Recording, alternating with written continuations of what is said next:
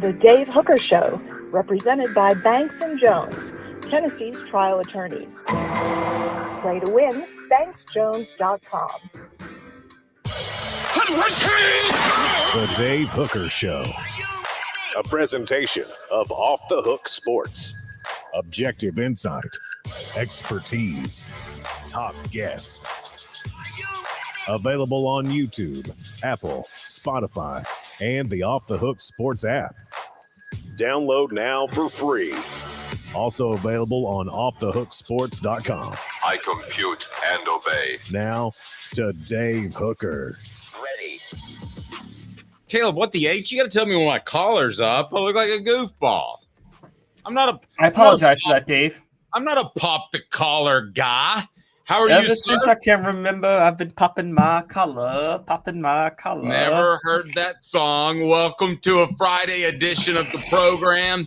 And you want a loaded show? We do that with a loaded show. Jimmy Hyams will join us a little bit later, the Hall of Famer on the program. And former Vol Ollie Lane will join us. He is very aware of Tennessee's depth at the offensive line position. So we wanted to discuss that when the inevitable happens and Tennessee suffers at least a nick or a bruise on the offensive line. Now, also more talk about Nico and his standing among the elite quarterbacks in the nation, because I thought Aaron Murray yesterday from ESPN confirmed a lot of the things that Caleb Calhoun had been saying, and I said shortly thereafter. I give him credit for beating me by a couple of months, and at least he was stronger on it. Also, some Oklahoma fans don't view Josh Heupel in the greatest light. With Jimmy, we'll compare the Vols defensive line this year to 1998, and we'll ask Jimmy, are we overinflating the Vols since it was just NC State? And we'll have the stat of the day, this day in Tennessee sports history, picks and bets coming up later in the program. So, Caleb, we are absolutely loaded. And if you haven't hit that like and subscribe button yet, here's who we have coming up next week. Cole Kubelik and Josh Pate will join us next week. So if you want to be a part of the program, a part of the party, hit the like and subscribe button and be sure and turn those notifications on. We want them on so you get the very latest. Of course, Cooper Mays will join us on Sunday, brought to you by City Heating and Air Conditioning, 50 years in East Tennessee. Integrity matters. That's City Heat and Air. We want to get to today's tough question and talk a little bit of Nico, and that will be brought to you by our good friends at Banks & Jones, the show represented by Banks & Jones, Tennessee's trial attorney, banksandjones.com. Today's tough question. Take a side. Take a stand. The Dave Hooker Show, a presentation of offthehooksports.com. All right, Caleb Calhoun. You and I differ from time to time. We're both high on Nico. But the question is just how high on Nico are we? Brought to you by the Hemp House. By the way, use the promo code HOOKED for 10% off. How high are, did you get that one? Brought to you by the Hemp House. Dispensary online with a wide variety, great selection, and strict standards to ensure you only receive the best in CBD or Delta products. Hemp House Chat with 2Ts.com. Use the promo code HOOK for 10% off. So today's tough question is this. Quite simply, when you look at the rest of the country, would you start Nico over any college quarterback? Now, I want to be really clear. We're talking about a game tomorrow. I'm not talking about taking over the season and he could grow. I'm not talking about just the fact that it's Kent State and maybe he'll be better down the line. None of that. I'm not talking about his next 2 years. None of that. But tomorrow, let's say it's a quality game and it's not Kent State. Let's say it's a quality game like it'll be against Oklahoma in what we'll call the Hype Bowl, if you get it. You're all on with your jokes right now, aren't you? Throwing high heat. Brought to you by the Hemp House. So, would you really, because we were talking about this before the show, you would take Nico over any college quarterback right now? If I need to win a game tomorrow and I'm running Tennessee's offense, I would take Nico Iamaleava over any quarterback in college football right now. Absolutely. This dude was created in a lab to run this offense unlike anybody I've ever seen. And I don't care that he's young. I still am taking him over anybody to run the offense in college football. I'm not even questioning it. And Dave, when Tommy Frazier was at Nebraska in 1993, when he was a sophomore that year, do you think Tom Osborne would have traded Tommy Frazier for anybody in the country to run that offense, even though he was just a sophomore and a young guy? It's a good point. It's a good point. I got to say this, though. Big game tomorrow, I'm taking Carson Beck or Quinn Ewers. If it's a big game tomorrow because of the experience, and you're talking to someone who just wrote a column on Off the Hook Sports about how I believe I've seen enough through body language and through 3 starts that I believe Nico is an elite quarterback and will one day be picked high in the NFL draft. But I can't say 100% that if it was a big game, especially on the road, like Oklahoma is going to be, that he will show up in that situation. I feel 99% sure, but Ewers has done that. Beck has done that. We haven't seen Nico do that yet. So let me ask you this. Let me split. Maybe I could get a medium with this. Let's split the baby. What if it was you need a big game and it's Josh Heupel's offense? Like you have to run Josh Heupel's offense. Who are you taking? Are you still taking Ewers or Beck? Well, no. But I guess we're going to have to say it like this. All things being equal, coin flip of an offense. I'm just evaluating quarterbacks because I think Nico's a perfect fit for Josh Heupel's offense, but Caleb, he would be a fine fit for Georgia's offense or any other offense out there as well. No, I agree, but that does matter on like who fits the system better. So also, here's why I still am taking Nico. I think Quinn Ewers is overrated. I'm not changing my opinion off just 1 week last week. Okay, I still think Quinn Ewers is overrated. Carson Beck, I think, is very good, but guys, I'm going to say it. I don't think Carson Beck's a good leader. I think Carson Beck is going to Georgia with Carson Beck will have like an Alabama during the Bryce Young era moment where like, yeah, they may have had the best quarterback, but they'll lose a game they shouldn't here or there, and they won't win a national title because but for different reasons. In Carson Beck's case, I think he's not enough of a leader to help galvanize the troops along. They don't want to win for him. Okay. That's an assumption. That's hypothetical. I don't think, and I tend to agree with it. I don't think you put out pictures of your Lamborghini and that sort of thing. And I think Stetson Bennett was an incredible leader. So by comparison, I'll give you that. And I do know firsthand that Tennessee's players love to see Nico have success. Now, let me throw Quinn Ewers at you because Quinn Ewers didn't flinch when a guy named Manning was brought into the program. He seems like a guy with good leadership ability, but I think you would agree not the same physical tools as Nico. Yeah, Quinn Ewers actually I think is a good leader, but I think I just think that I don't think he's that great. Now I think this about Quinn Ewers, not the same. He's better than the guy I'm about to name, but it's a Joe Milton effect. Where last year Joe Milton, whatever else you want to say about him, he was clearly a good leader. His players wanted his team wanted to win for him. Did they not? Last year's team, whatever flaws Joe Milton had, they wanted to go out and win for Joe Milton, didn't they? Yeah, I think they got fooled. I don't think they were particularly pleased with the fact that he was preparing for the NFL before the bowl game. But the part of that was Josh Heupel's orchestration. But yes, I do think he was likable. I don't think they believed in him, but they liked him. Right. Whereas I think with Quinn Ewers, I think there's a lot of that. I think there's a lot of that with Nico. I think they really do like Nico. I don't see that with it. And that's where I think Quinn Ewers that's where Texas could step up a little bit more in certain spots than they otherwise would.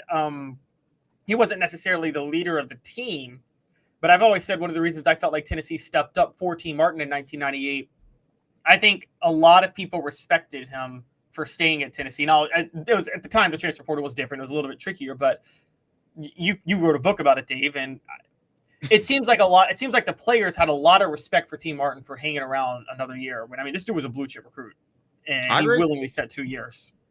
I agree. And there's something to be said for that. Our poll question is set up, and we're going to expand this outside the SEC of quarterbacks that you might or might not take over Nico Iamaleava. We will do that after we remind you we're represented by Banks & Jones.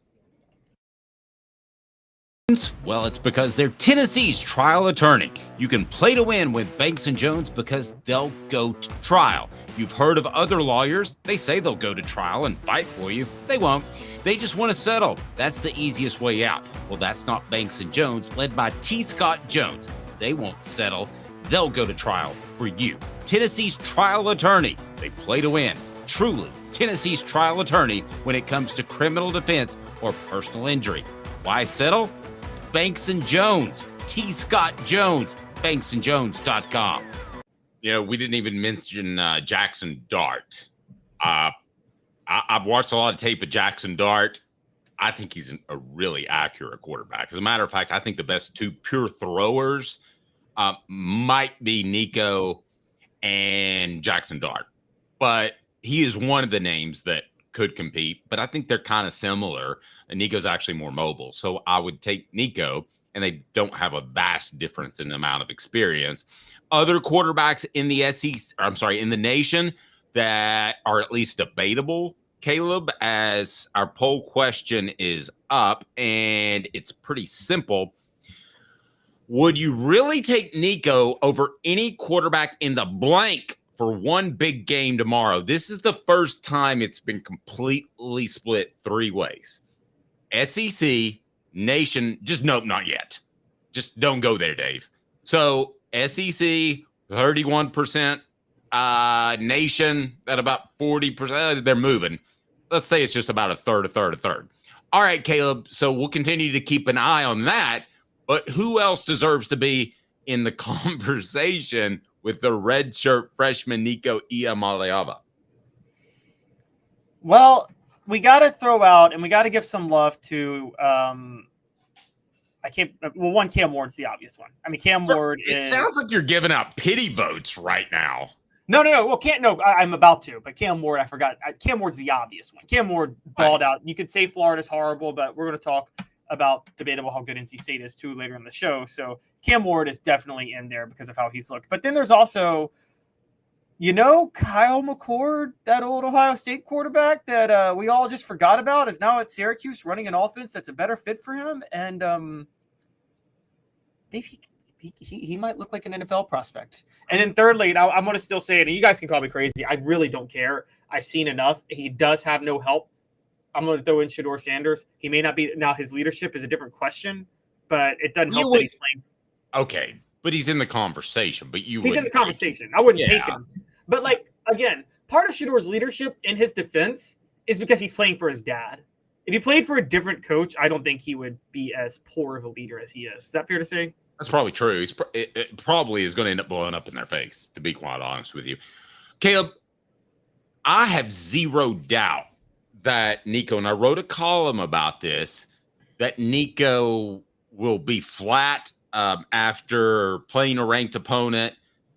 That I think Tennessee out-schemed as much as anybody. Now, Nico played really well through the dime to Squirrel White after the interception. That told me a lot. I have zero doubt that Nico will show up flat tomorrow, whereas you don't know about everybody. It's a lot of 18, 19, 20, 21-year-old kids, and they could show up flat. But Nico, through his body language, we talked to Aaron Murray of ESPN about this yesterday. Please hit the like and subscribe button. Nico has shown me the body language versus UTSA, University of Texas San Antonio last year. He was ready to get in the game. You remember when Milton tweaked his knee and he was right there in the offensive huddle. He was engaged. That's not the case with a lot of freshmen.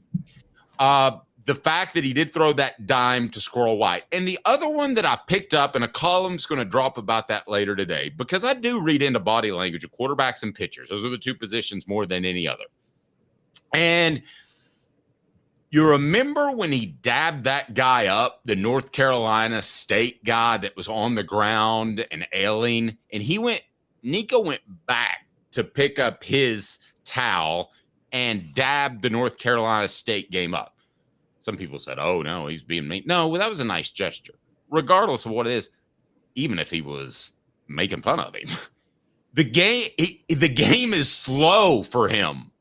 Like, you've got time to say, oh, there's an NC State guy over there. Let me dab him up or take a shot at him. Whatever he did, and he dabbed him up. But, Caleb, as things happen fast on the football field, that to me tells just that he processes so quickly. It's kind of like that moment.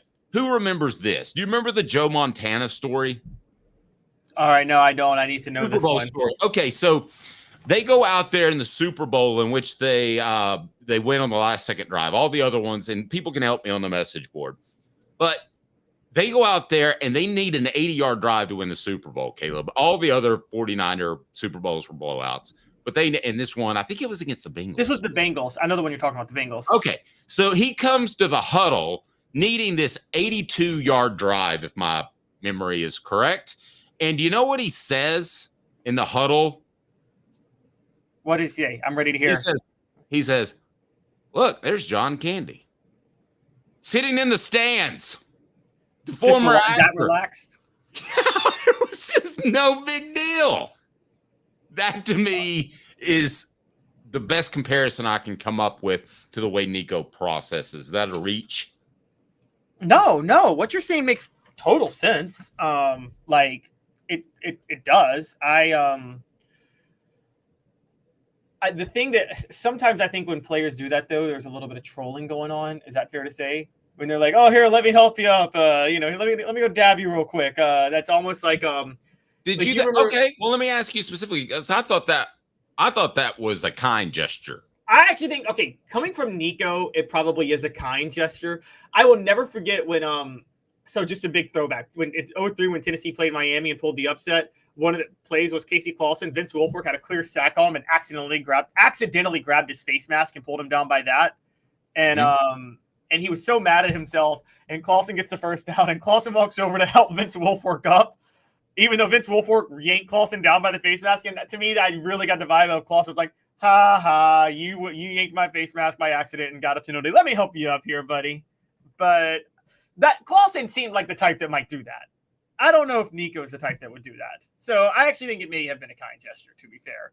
But I'm saying for some quarterbacks, it can be, and for some players, it can be a little bit, let me dig at you just a little bit. Like, you ever been in a game, Dave, like in a, as a kid, were you ever in a sports game where your team lost like badly, just got blown out, and then at the end, they're all shaking your hands, good game. You're like, I don't know what the heck you're talking about, good game. I didn't play good. Now, Mike, I see on the message board, you said everything was moving so slowly for Nico Saturday that he threw 2 interceptions. Nobody said he's perfect. Nobody's perfect. That was an errant ball in the first interception.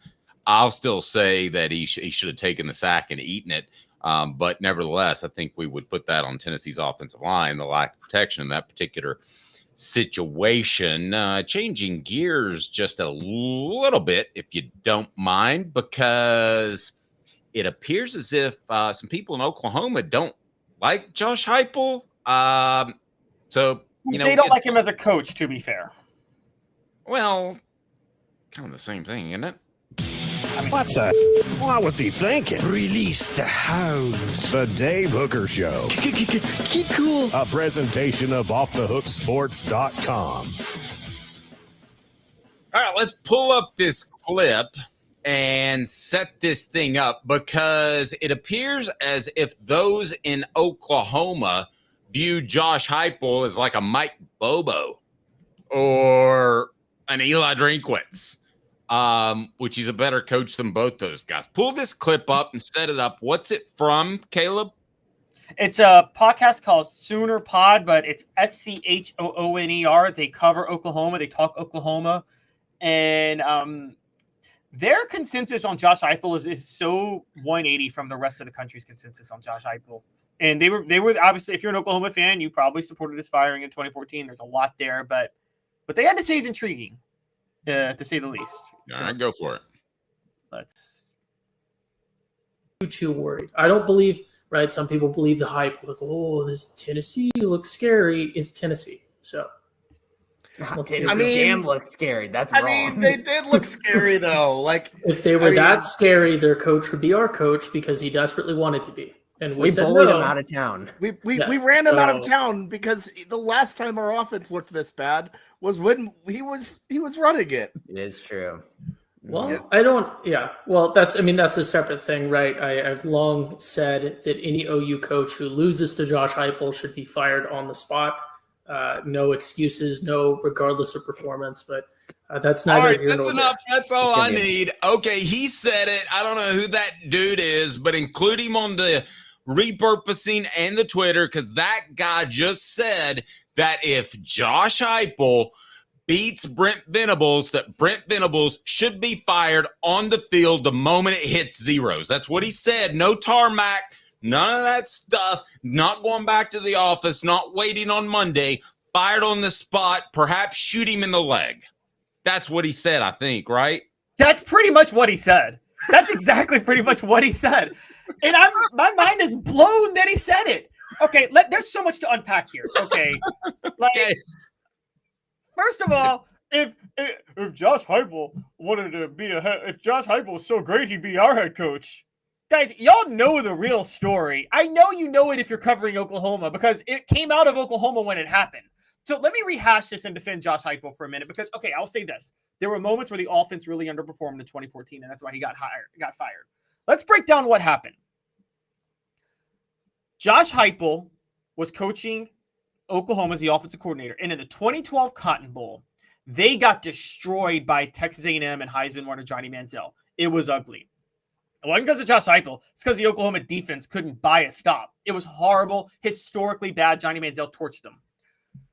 Bob Stoops goes to Josh Heupel after the 2013 season, when Trevor Knight actually has a really good season and there's very good promise for 2014. Bob Stoops decides, I want to run the offense Johnny Manziel runs. I want to do what Johnny Manziel did at Texas A&M, and forces Josh Heupel to install RPO programs with Trevor Knight, which Josh Heupel did not want to do and was insisting to Bob Stoops he can't run this offense.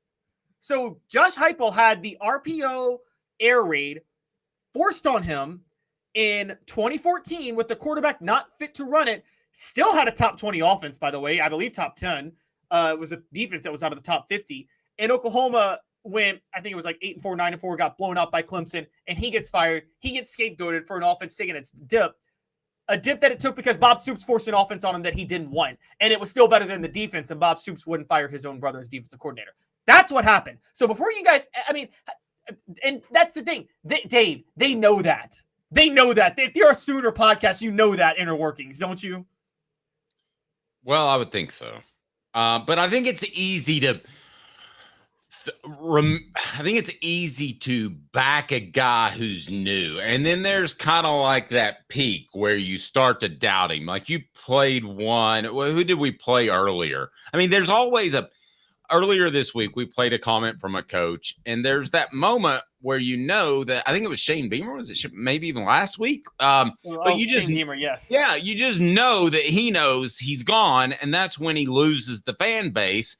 And until that point happens, it's more fun for Sooner fans to be ignorant. But I'm telling you as objectively as I can, there is no one other than Brent Venables' wife who would take Brent Venables over Josh Heupel. Nobody. That is an absolute fact. Now, for those that say, oh, he's got orange on his podcast and he covers Tennessee, there is nobody other than a few people that really like Josh Heupel that should take Josh Heupel over Kirby Smart. If Kirby Smart said, I've always wanted to live close to the Smoky Mountains, well, it wouldn't be as entertaining, but you'd probably have a better chance of winning the championship because he's proven he can do it. So I'm not being homerish here at all. I'm just telling you that there is nobody in the nation that would take Brent Venables over Josh Heupel. And I know they're coming off, to me, a very hollow 10-win season, and they may well prove me wrong, but until they do so, based off the body of work, it would be insane looking at their resumes. We don't even have to project forward. Heupel's done enough compared to what Venables has done as a head coach, where it's not even close. Yeah. Oh, it's not close at all. And this is the problem. This is what's so insane about what they're talking about. And guys, Dave, you and I have talked about this. Heupel is Brent Venables went so long without being a head coach for a reason. Heupel got fired and 2 years later was an offensive coordinator in the SEC, and 4 years later was a head coach at UCF. 4 years after he got fired as an offensive coordinator at Oklahoma, he was a head coach. That entire time, Brent Venables was a defensive coordinator at a multiple championship winning program and still never even got a sniff of an offer. Don't you think that's a red flag?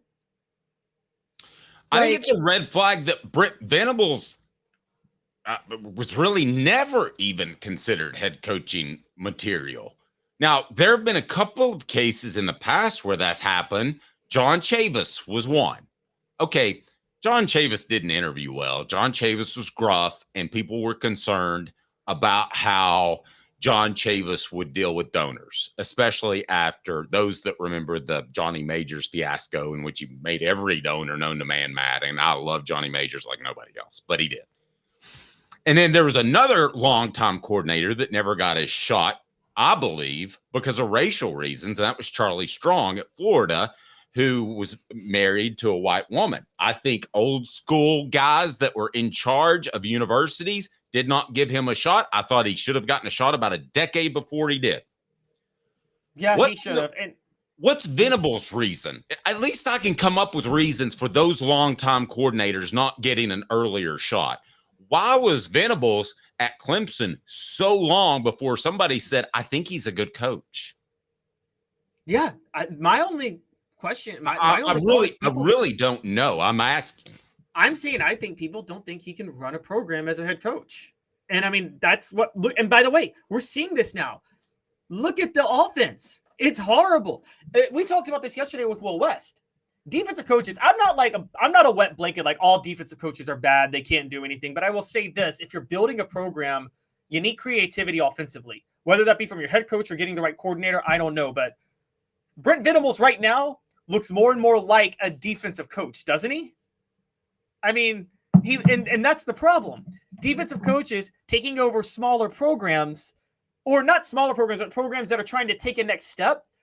And Will's absolutely right. Unless you're Georgia, I say LSU, or Nick Saban's credibility at Alabama, where you can just land number one recruiting classes. You got to be creative offensively. He's not. Sorry, he's not. And by the way, he was never at a school that was. Clemson wasn't creative offensively, guys, over the last 10 years. They just happened to run the spread offense at a time where no one in the ACC did, and Tennessee fell apart, and that allowed Clemson to poach a lot of Tennessee prospects. It was a perfect match made in heaven. Caleb Calhoun's going to tell you exactly why. Because the other thing that bothered me a little bit is that, and I've been accused of doing the same when Alabama was having their problems, but was the fact that they said Tennessee's Tennessee. So Caleb's going to tell us why Tennessee is a better program historically than Oklahoma. Bank on it, 30 seconds from Commercial Bank. Commercial Bank is your neighborhood bank. What makes us different from other banks? We understand that every customer has unique opportunities, challenges, and financial concerns. We don't expect you to fit into the same box as the next person or business. Whether it's purchasing a home, saving for your child's future, or planning for your next vacation, we're with you every step of the way to navigate life's big decisions. Commercial Bank. Life made better. Why is Tennessee a better program right now, Caleb?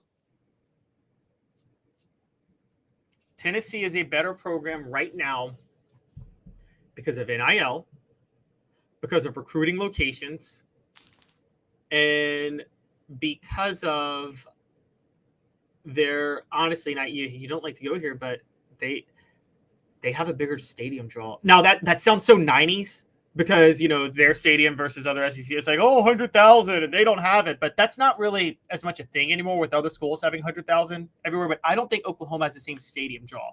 Now, historically, I give it up to Oklahoma. Tennessee, because for instance, Texas should be a better program than Oklahoma. But Oklahoma has been so well managed over the last 50 to 70 years that they have the longest winning streak in history with Bud Wilkinson in the 50s. They won 2 titles with Barry Switzer in the 70s, I believe. And then they won one with Bob Stoops in 2000. So Oklahoma has had more success historically. But just because a program's had more success doesn't mean they're the better program with the better resources to win. Tennessee has the better resources to win. And right now, Tennessee's got the better head coach. All right, Jimmy Hyams coming up, as he may question my journalistic integrity, because we have not talked about Kent State hardly at all this week. And we're going to do something I think's going to be entertaining. We're going to compare the 98 national championship defensive line to this one. Jimmy covered it, so that should be good. And also, we will talk to Jimmy about, are we overinflating the Vols, since it was just NC State? So hang tight. Jimmy's appearance, as always, is brought to you by our good friends at Ray Varner Ford. When the game begins, you need a team you can rely on. Ray Varner Ford in Clinton's strong lineup of vehicles is crafted with the same dedication and hard work that drives our community. Step up your game in this 24 Ford Maverick Hybrid, $25,515. 23 Ford Escape all-wheel drive, $30,995. 24 Ford F-250 Crew Cab 4x4 STX, $59,757. Local you trust, performance you can afford. Ray Varner Ford, built for the game. Sports Treasures in North Knoxville is one of the South's largest sports cards and memorabilia dealers, featuring over 10 million sports cards from vintage to modern. Sports Treasures carries a full line of hobby boxes, singles, autographed memorabilia, Tennessee Vol collectibles, fan cave decorations, and so much more. See a museum full of collectibles at Sports Treasures, 4819 North Broadway in Fountain City, and Sports Treasures on Facebook. Sports Treasures, where the real sports fan goes to shop. Have you seen the latest TriStar Hats Co. product? TriStar Hats Co. What's that? You know, those really cool hats, shirts, tumblers, and even license plates with 3 stars like the official Tennessee flag and stripes like the American flag. Pretty patriotic if you ask me. Ah, gotcha. Seen those. Those are cool. Where can I get them? Simple. TriStarHatsCo.com. And if you order now, there's 10% on any order $50 or more. Plus, use the promo code HOOKED. With the promo code HOOKED, you get 10% off. That's hooked. And don't forget free shipping with any order over $50. Stock up at TriStarHatsCo.com. That's TriStarHatsCo.com. There are plenty of wannabes out there, so make sure you go to TriStarHatsCo.com for the best quality and customer service. Will do, and I'll be sure to use the promo code HOOKED. That's hooked when I do, to save an additional 10% off. TriStarHatsCo.com. TriStar Hats Co. is a trademark of TriStar Hats Co. LLC. Any use without express written consent is prohibited. Now in its 45th year, the second and third generations continue Joe Neubert's commitment. His vision of what this business needed to be, we still try to live up to that. Joe Neubert Collision Center. The Dave Hooker Show, represented by Banks & Jones, Tennessee's trial attorneys. Play to win, banksjones.com. Who's this guy? Hello, wizard. The Dave Hooker Show, Who? a presentation of Off the Hook Sports. What? YouTube, Apple, Spotify, and the free Off the Hook Sports app. Back to Dave Hooker. Who does Tennessee play this week, Caleb? Kent State, the worst team they have ever played relative for talent. Yeah, a good buddy of mine, Tyler White, does a lot of projecting of scores. And he said that there are 32 Division II teams that would be considered favorites over Kent State, who's a Division I team. So let's bring in Jimmy Hyams right now. Jimmy, nice enough to join us. And Jimmy, the worst team that I ever saw walk into Neyland Stadium was Louisiana Monroe in 2000. I'm sure you remember that. And I've told the story before, but I want to share it with you and see if you remember this in the press conference. Tennessee blocked 2 punts, the only time I think they've done that in a game. And then they stopped. And I remember Phil Fulmer being asked about, hey, did they do something to protect the punter? And he goes, oh, gosh, we could have blocked every one of them under his breath, but it went out over the mic. Do you remember that? No, I don't. I think Tennessee scored 70 points in that game. Yep. And sometimes when there's like I'm not going to remember a whole lot about Chattanooga. That 69-3 debacle. So those games don't tend to resonate in my memory. Me too. My capacity's limited on my memory. So I have to kick something out before I add something. I kicked that game out. Oh, For the record, I don't know if y'all know this.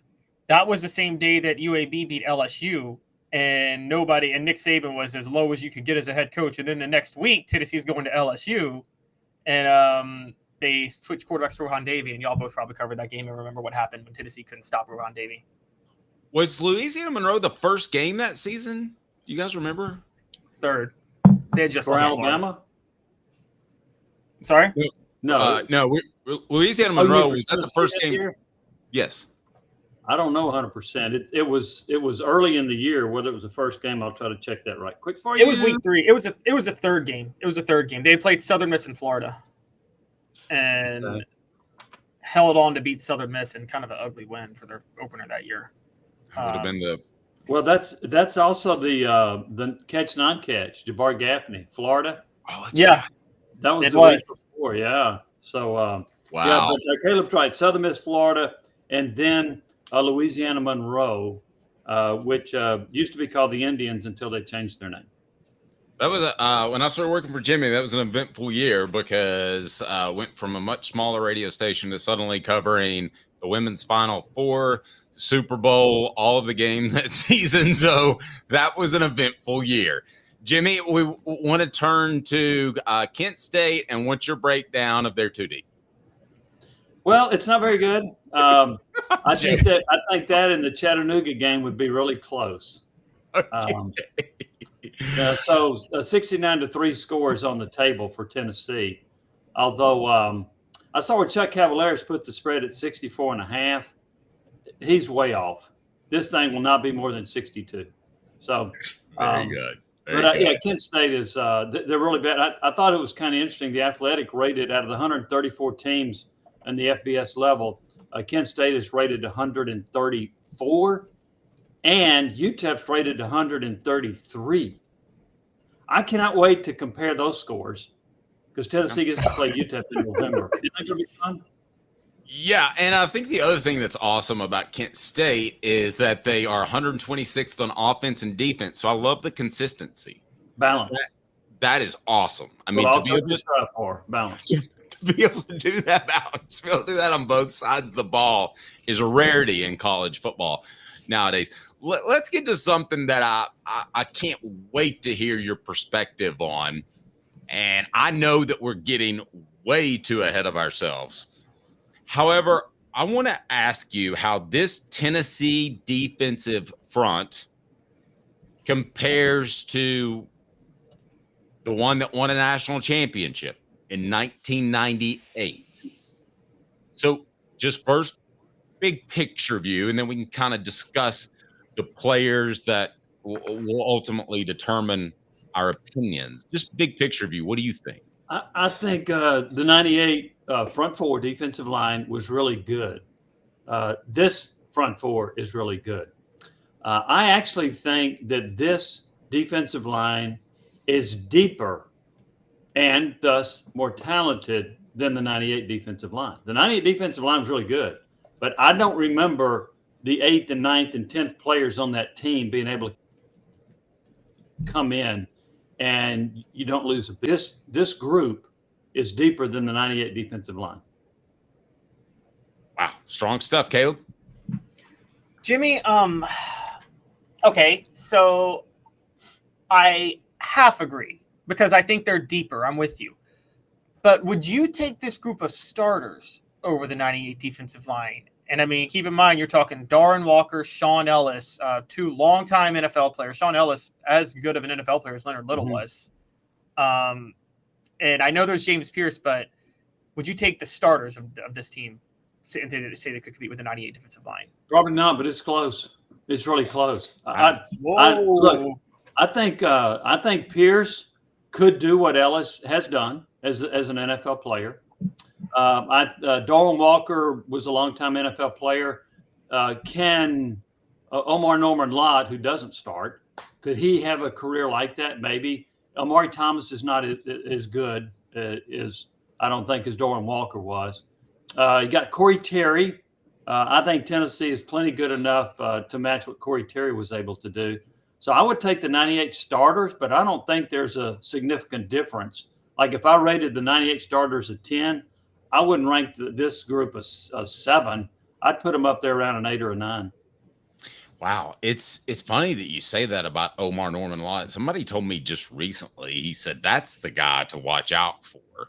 And he's not starting, and we know that Josh Heupel loves gamesmanship, but I kind of wonder if he might end up being their best interior player. And we're saying this, and there's a debate among like 5 guys.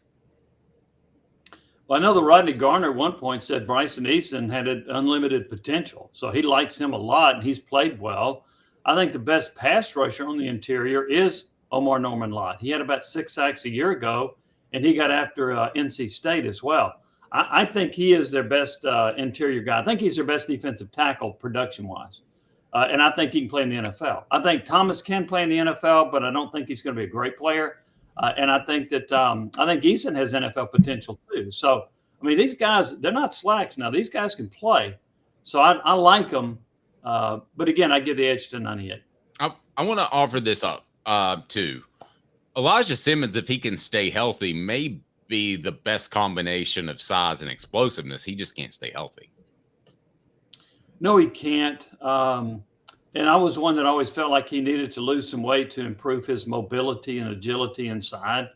Right. I don't know that he's reached his potential yet. Maybe eventually he will.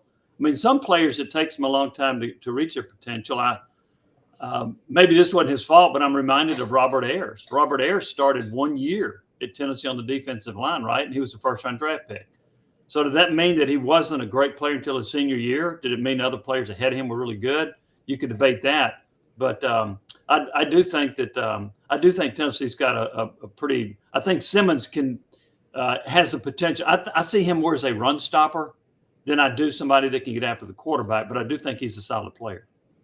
Jimmy's Appearance brought to you by Ray Varner Ford. Please check them out, and also because they got great selection and the best prices.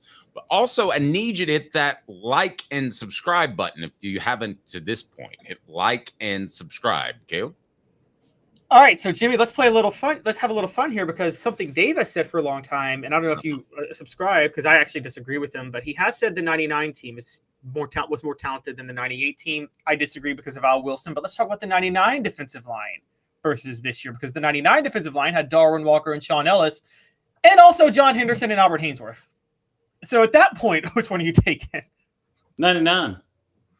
The 99 defensive line starters were the best of any defensive line that I can recall at Tennessee.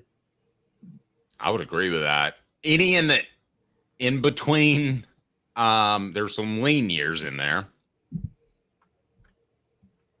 Lean? Yes. Like scissor. Jamarcus Russell.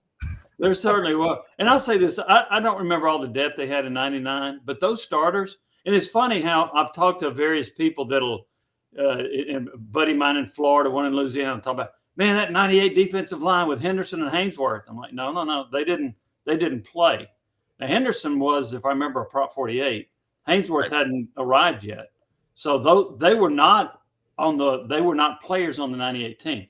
But when you look at 99 and what those guys, I mean, how good they were. One of them wins the Outland Trophy Award. Both of them were outstanding NFL players. Hainsworth, I think, was the first defensive tackle to sign $100 million contract.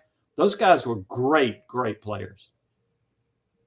Yeah, I totally agree. And Jimmy, this year, do you think it's possible though that this year's team could actually have maybe not like you're right. I mean that was 3 great players: Henderson, Hainsworth, and Sean Ellis, plus another NFL starter, and Darwin Walker. But do you think this year's team could have more, not great players, but more NFL players? I mean, we talk about James Pierce as a great player, but then you mentioned Omar Norman Lott, Amari Thomas. Jackson Moy is getting in there on some plays sometimes. I mean, do you think this team and Dominic Bailey, Tyre West, do you think this team has more NFL players, if not as many great players? Probably. I wouldn't be surprised if 6 or 7 of them get drafted. Kind of cut out a little bit. Did you mention Joshua Joseph? I think he's a guy that can get drafted. Yeah, that's a good point. I didn't even mention him. And then, I mean, if you go down the list, Devin Hobbs, is he a guy that could be drafted? Possibly. I think they got 6 or 7 guys that could be drafted in the NFL. I think Simmons is going to get drafted. So, yeah, I think this might have more NFL drafted defensive linemen than any Tennessee team ever. Wow. I think you're right. And, what's funny, Caleb, you were going to ask something. Well, I don't think we've even said James Pierce's name to this point. No, we haven't. James Pierce. Well, I mentioned his name earlier, comparing him to Ellis. Oh, that's right. Okay. Yeah, that's true. Yeah. And also, but I mean, and Jimmy, I wanted to throw in, talk a little more. What do you think of my take? I mean, we just saw him block a punt, but you can't simulate that athleticism. Or you can't. That athleticism was not deceptive. Do you think there's a chance Jordan Ross is as good as James Pierce in the future? Maybe. And that's another player that's going to be drafted, right?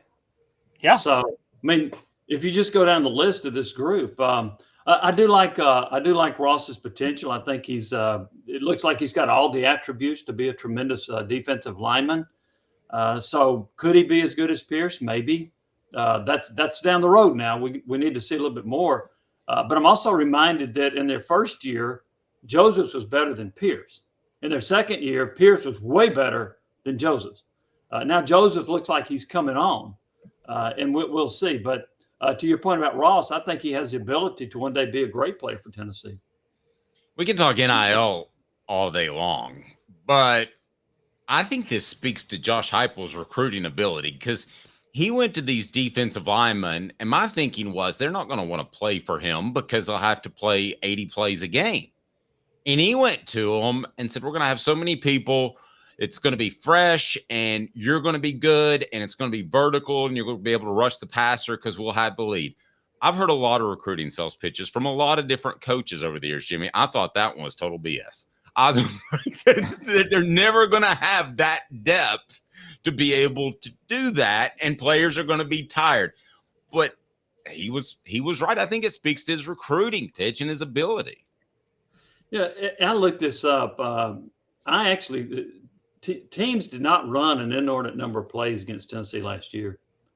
Really? Are there a couple of games along the way where defense played a lot of snaps? Yes. But God, I think they've had 59 snaps in one game this year. I can't remember what NC State had. It wasn't a whole lot. But to the point, here was a stat that I saw that's pretty interesting. Tennessee's defensive line, the players averaged 20 snaps a game. That's the fewest in the SEC. Arkansas, their defensive linemen averaged 44 snaps a game. So, in my opinion, when you look at what they're doing, and it speaks to their depth and to their philosophy, but we talk about Tennessee's up-tempo offense wearing out a defense. Tennessee's defensive line wears out an opposing offensive line because you don't substitute that much on the offensive line, right? So those guys are facing a new front four and then a new front four, and then they trade out a new front four, and all these guys can play. And I think that's one of the secret sauces to this defense is that they wear out the opposing offensive lineman. And I'll be curious to see what happens as far as the opponent scoring in the second half. I don't think it's going to be a lot, even though sometimes if you're up by 50, you may give up a garbage score here or there. But so far, Tennessee really hasn't done that. All right. Jimmy is one of the most objective guys that I know, if not the most objective. He gave you some pretty good stuff there on where he thinks Tennessee stands up against the all-time best defensive lines, and it's right up there. And I remind you, before we get to the question that I think is fair, are we overinflating the balls based off North Carolina State? I want to remind you that Jimmy Hyams' appearance is brought to you by Ray Barner Ford. and the game begins, you need a team you can rely on. Ray Varner Ford in Clinton's strong lineup of vehicles is crafted with the same dedication and hard work that drives our community. Experience quality and value in this pre-owned 2023 Ford Expedition Limited 4x4 $67,950, 2017 Ford F-150 Raptor SVT $41,950, 2023 Ford Escape ST Line $28,940. Local you trust, pre-owned vehicles you can afford. Ray Varner Ford, built for the game. What the? What was he thinking? Release the hounds. The Dave Hooker Show. Keep cool. A presentation of OffTheHookSports.com. Jimmy, I think this is a fair question that probably a lot of our viewers and listeners aren't going to like. But I will ask you this. What are the chances we're overinflating Tennessee? That we could see North Carolina State be an average to below average team? How comfortable do you feel saying that Tennessee is one of the better teams in the nation? Very comfortable that they're one of the better teams in the nation. But, you know, the one thing that nobody ever does after the first couple of weeks of the season is overreact, right? Nobody overreacts to anything. We've given away a Heisman. I've already sent my Heisman vote in, Jimmy. Have you really? Okay, where's Nico? Okay. I'm voting him second. That's where Tennessee quarterbacks end up. I think I just looked at Tennessee's defensive line. I got 9 guys, maybe 10 getting drafted. Okay, that's how deep they are. I think their defensive line's exceptional. I think their defense so far has been really good. I still don't think the secondary's been tested. I had said before the year, I think this offense could average right at 40 points. I think I may be wrong. They're going to probably average more than 40. That doesn't mean they're going to get 40 against Georgia, but they might get 70 against Kent State and pad those numbers. So I like this team a lot. I think the quarterback, the receivers, they got one great running back. To me, the other running backs still need to prove their SEC caliber, but I think they will. The offensive line's not very deep. Defensive line, I love it. The linebackers are solid. The secondary still has to prove itself. But I do think this is a college football playoff team, and I'm ready to change my pick of 9 wins to 10 because I think they will beat either Oklahoma or Alabama, and I don't think they will have a monumental slip up like they did, for example, years ago against. Let me just ask you real quick before Caleb jumps in there. Have you seen the Connor Stallions documentary, and do you think that there was sign stealing involved? Because after watching that, I do believe that there was sign stealing involved in the Tennessee-South Carolina game. Have I seen the documentary? No. I don't know if there was sign stealing in the South Carolina game because I don't know if there's enough evidence for me to go in that direction. But I also think the extenuating circumstance in that game was Jeremy Banks not playing. I think that was an issue. I don't really think it was handled correctly by Tennessee. Just revisiting quickly, Jeremy Banks got suspended on Monday because he missed practice. He got in an altercation with Hooker later in the week, and then the team wasn't informed, I'm told, until Friday. And that disrupted the defense because Banks was a popular player. So I think that contributed to it. Was there some scouting that went along with it? Well, maybe they scouted the defense, but Tennessee still scored, 38 points in that game? It's interesting when you get a chance to watch it. And Caleb, why don't you get us back on topic a little bit? Because I didn't know this, and I've been around 25 years. You've been around longer. That there's a subculture of these guys that get together on a Sunday after games and swap information to help each other. And Connor Stallions was one of many. I never knew that about college football. And anyway, go ahead, Caleb. Get us back on topic. Sorry. No, that's totally fine. Jimmy, I was way higher on Tennessee than you were to start the year. I said 11-1, and I went all in. I went all in on Tennessee with Nico. But why don't you just brag on yourself there, Caleb? Well, no, because I got to say now I feel like we're doing the reverse because you've changed your opinion a little bit, and I'm having to draw back and say that NC State team may be really, really bad. Are we sure they struggled with Western Carolina to start the year. Yeah. They couldn't. We had an NC State reporter on right before the week and he said, oh, the only real problem is they don't have good run blocking. I'm like, well, then you guys are in big trouble against Tennessee. And so are we sure we're not paying attention to how bad NC State was up front on the offensive side of the ball? And we're not just missing that? They are bad. It's one reason that I was comfortable in taking Tennessee and giving the points.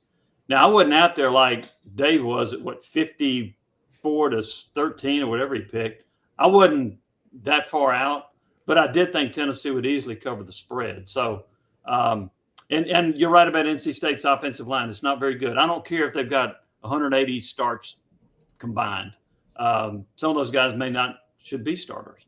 But I don't think they're very good on the line of scrimmage. And so could NC State end up 4-8?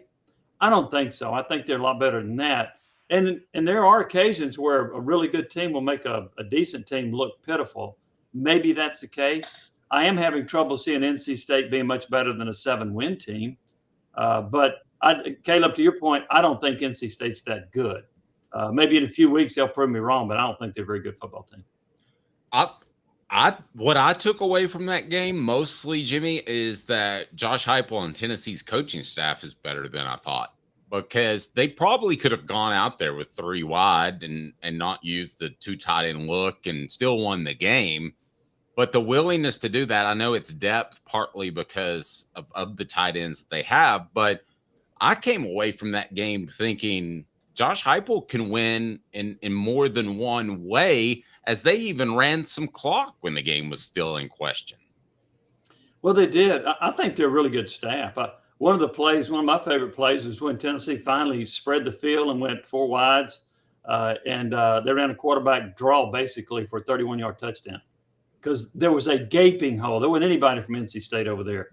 I think they're very good at this. They're very good at game planning. I mean, even a couple of years ago when Alabama was pretty stout, they scored 52 points on them. I think they have an excellent staff. I think Heupel's a great play caller. I think they're very good at game planning. I wondered a little bit how much they might miss Alex Golesh, who I think is really good.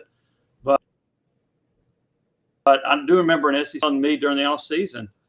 Our defense is to Tennessee's up-tempo offense. He says, not as long as Josh Heupel's there, because he's ahead of the game. He'll figure it out, and he'll score points on just about anybody.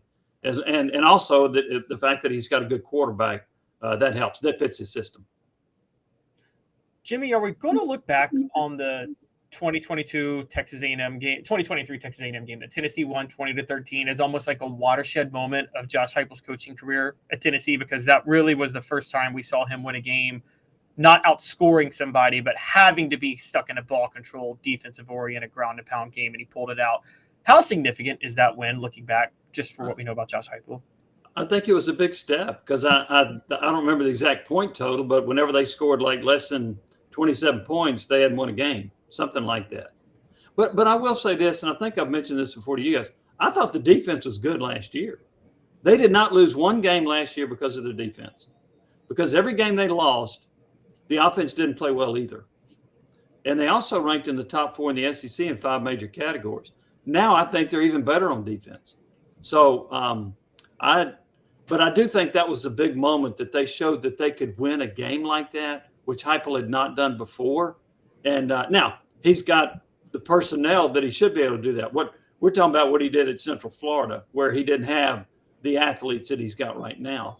But I think that was a big moment for them. And I think if they get into a quote slugfest like that, they can win a game like that. Jimmy, you can tell me if I'm absolutely crazy if you want.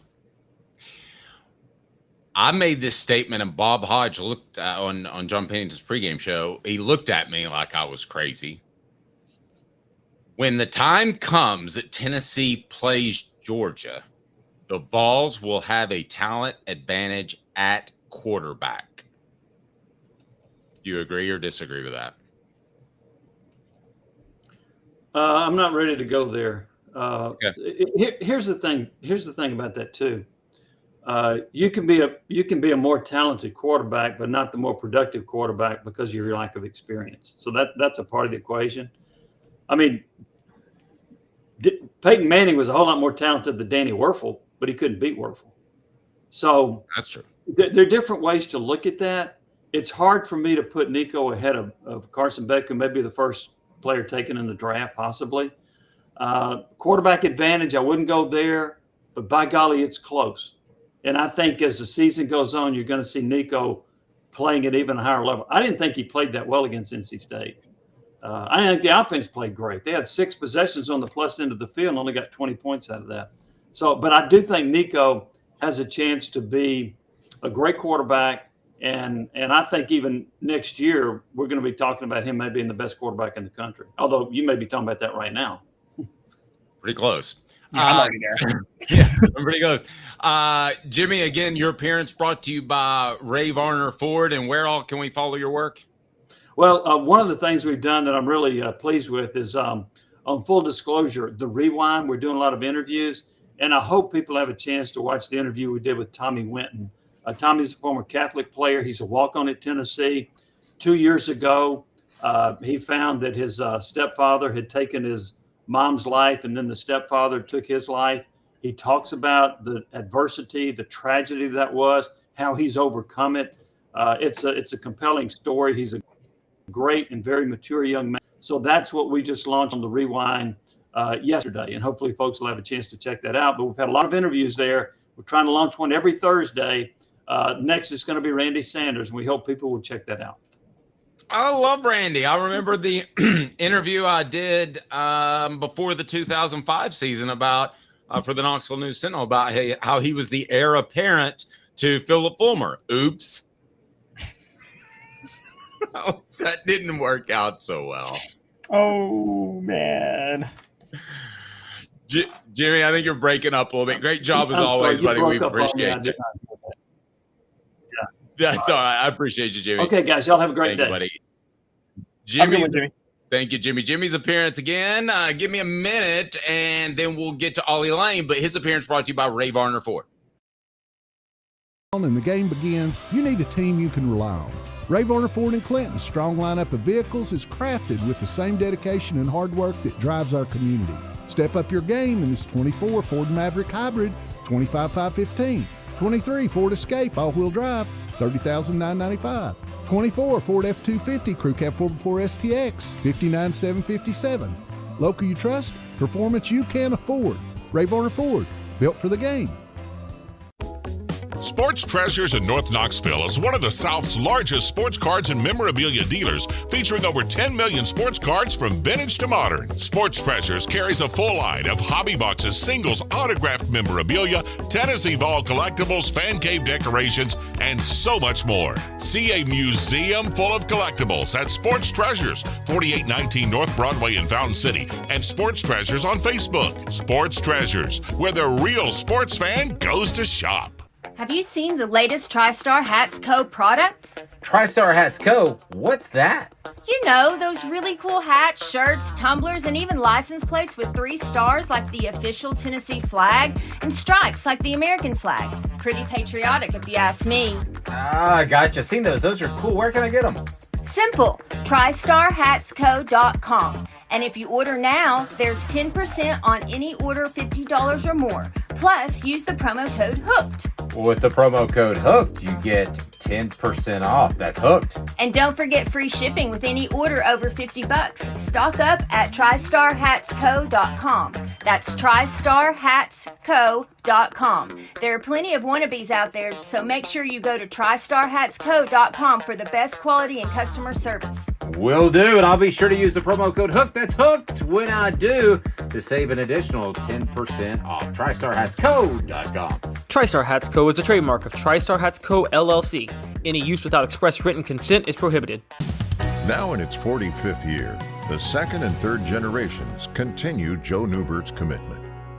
His vision of what this business needed to be, we still try to live up to that. Joe Neubert Collision Center. The Dave Hooker Show, represented by Banks & Jones, Tennessee's trial attorneys. Play to win, banksjones.com. He tries very hard. The Dave Hooker Show. All I know is when we win a game, it's a team win. When we lose a game, it's a team loss. A presentation of Off the Hook Sports. Sideline! Touchdown! Unbelievable! YouTube, Apple, Spotify, and the free Off the Hook Sports app. Back to Dave Hooker. All right, let's go ahead and get rolling right now with Ollie Lane, who will join us, the former Vol, and we look to visit with him each and every Friday to get some insight into the game. Ollie, how are you, sir? No, I'm doing good. How are you guys doing today? I'm well. I need you to lead with breaking the two deep down for Kent State. All right. Yeah. Let me get right into that. Yeah. I'm like OCD about checking out opponents. Mm-hmm. And I have to be honest with you. I haven't watched Kent State. I've done more research actually on other quarterbacks to see kind of where Nico stands. I'm the nerd up at 4 a.m. watching highlights. But I don't know if you've seen anything at all from them. But if you have, that's great. If not, just talk about the mindset of playing somebody that you should beat the bejesus out of.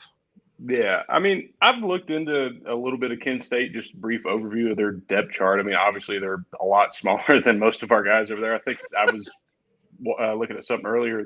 Two of their starting offensive linemen are only like 265 pounds, which is, I mean, that's just ridiculous to go out there and try to play a college football game, especially at the FBS level with people that small. I understand that strength and stuff kind of factors in a little bit, but I mean, it's hard to be that small and think you're going to have success against someone like Elijah Simmons that's almost 330 pounds. But, I think getting ready for a game like this, it can be difficult. I always had difficulties when I was a player getting ready for a game like this, especially with it being a night game. I always, for these kind of games, I was like, I want to get it in at noon, get done, get home, watch some actual good football that's going to be on that day. But I'd say the biggest thing for these games is just like, especially with these night games, is how much energy that the crowd brings and the fans kind of put into you. Because there's only so much you can do to get ready for a game like this. It's going to be a lesser opponent. You're already probably got the mindset, if you're a starter, you're not playing this whole game. You're getting your work in, getting out somewhere around halftime. So, I mean, it's just how that interaction in the ball walk, going through that, getting some of that energy just ejected into your veins from the fans kind of helps promote you to get ready for a game like that. And I mean, obviously you got distractions of what's coming down the road next week going to Oklahoma. You got to try not to think about that and just focus on like what your keys are for the game at hand. Because I mean, obviously everybody always says that your next opportunity is your biggest opportunity because it's the next one on the schedule. And I mean, that holds true. But to a certain extent, you're not going to be blind against what opponent you're going to be playing against. That's a great point. Great insight. Portions of the program brought to you by the UPS Store Hardin Valley, here to help small businesses by offering a wide range of products and services locally owned and operated, conveniently located at 10629 Hardin Valley Road, 10629 Hardin Valley Road. All right, Caleb. You had a question for Ollie we want to dive into, so go right ahead, sir. Yeah, so Ollie, I wanted to dive in a little bit to the offensive line specifically. I know you know a lot of these guys personally. You played with almost all of them. I still see some lapses on the edges every now and then. Not from lack of talent, but I see that I see raw talent where there's still a few mishaps, particularly on the left side with Lance Hurd, who's new. Is that something Tennessee should worry about, or do you think that's just going to happen with the number of plays that they run sometimes? I mean, you're going to have mistakes happen, especially the high volume of plays that we try to get into the game. There's going to be some stuff that happens. It's like, it's not the cleanest rep. It could have been better. And I mean, the fact is these guys are out here, they're pushing tempo, bigger guys that, they had the endurance and the training built up for it. But I mean, it can only take you so far. Some of these drives, still trying to go fast. You still get to that 10, 12 play drive. And I mean, by the time you hit 8 in a tempo like that, you're already pretty winded. I don't think it's something to necessarily be concerned about. I mean, obviously we're still very early in the season. And some of that communication plan and stuff still has to work out a little bit. Obviously you get fall camp and stuff to practice with a bunch of these guys. But it's not until you really get in the game situations that you figure out and nail down your communication plans and strategies going into a game, especially now for 2 weeks in a row, we've had a consistent of the same 5 guys go out there each game. So it makes a difference on how each of them can play with each other. But, on top of that, I've seen some good stuff from our tackles coming out. John's been a consistent force, and he's very aggressive, obviously trying to take people to the bench and stuff like that. And then, Lance has come in and filled a huge role who's going to be our other tackle this year with Gerald Vincey leaving.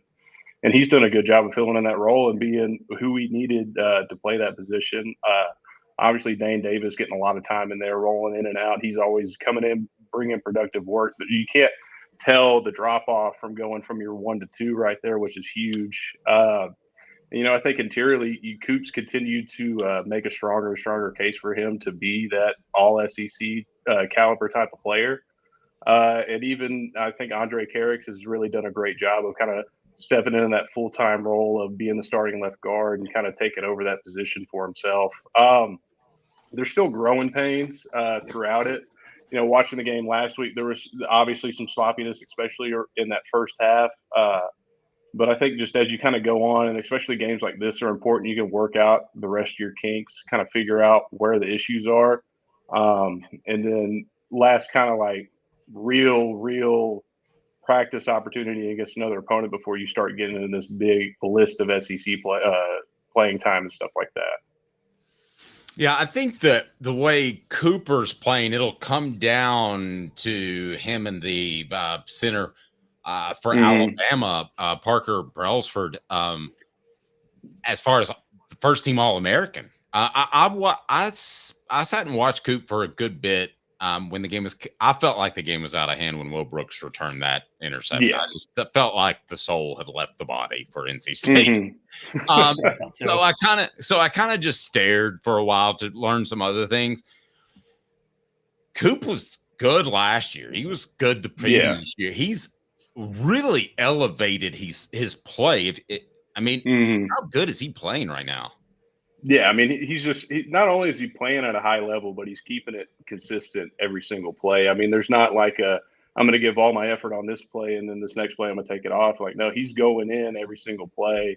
And I mean, with that center position, especially with what he was able to do last week against NC State, obviously they're going to run formations that's going to isolate him with a nose for a majority of the night. And he handled that well. He's done that well throughout his career. And I think last week was just another testament of how far he's come in being an isolation specialist. He's able to work by himself. I mean, obviously it's nice at center. You're going to have help from your guards every now and then, but it's not a guaranteed every time. And he does a good job of thriving in those situations where other centers would do anything they can to avoid being on an island by themselves. And he's grown into his spot as a leader over the last 3 years. He's been a strong leader for the offensive line, and he's where the operations start, and he does a great job of handling all the input that he's getting, make sure that everybody else is on the right track. And it seems to me that him and Nico have a good relationship of when the snap counts come in, gives him time to adjust calls, and they seem to work well with one another.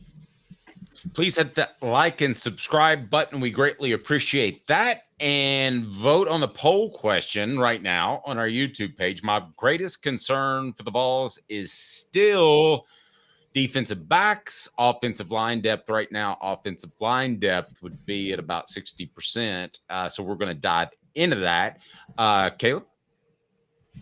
Yeah, so Ollie, who are some players on the offensive line that we don't know about yet because they may be backups and we're concerned about the depth that but you would tell us, hey, if this guy goes down, this guy, don't worry, he is got a lot of potential, he's really developing, we just haven't seen it yet. Who would be somebody that you would say fits that mold for Tennessee? I mean, obviously you got your older guys like Jackson Lampley. If anybody in that interior goes down, he's going to be a good replacement piece to come in there and fill that role in.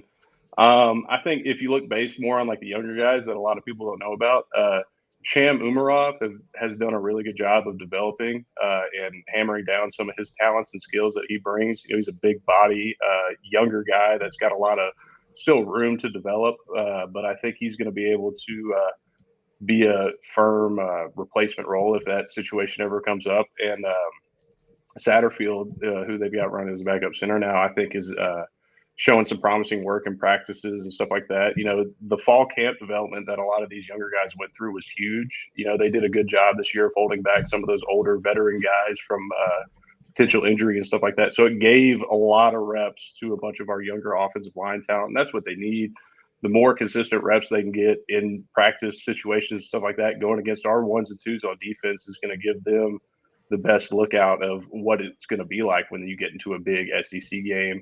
And I think a lot of them have taken that in stride. I mean, obviously, I think Coach Ellerby had told him there's going to be some dark days in camp, but there's a light at the end of the tunnel, and you just got to keep pushing through it. And that holds true. These guys, it's not easy work to become a strong, formidable offensive lineman in the SEC.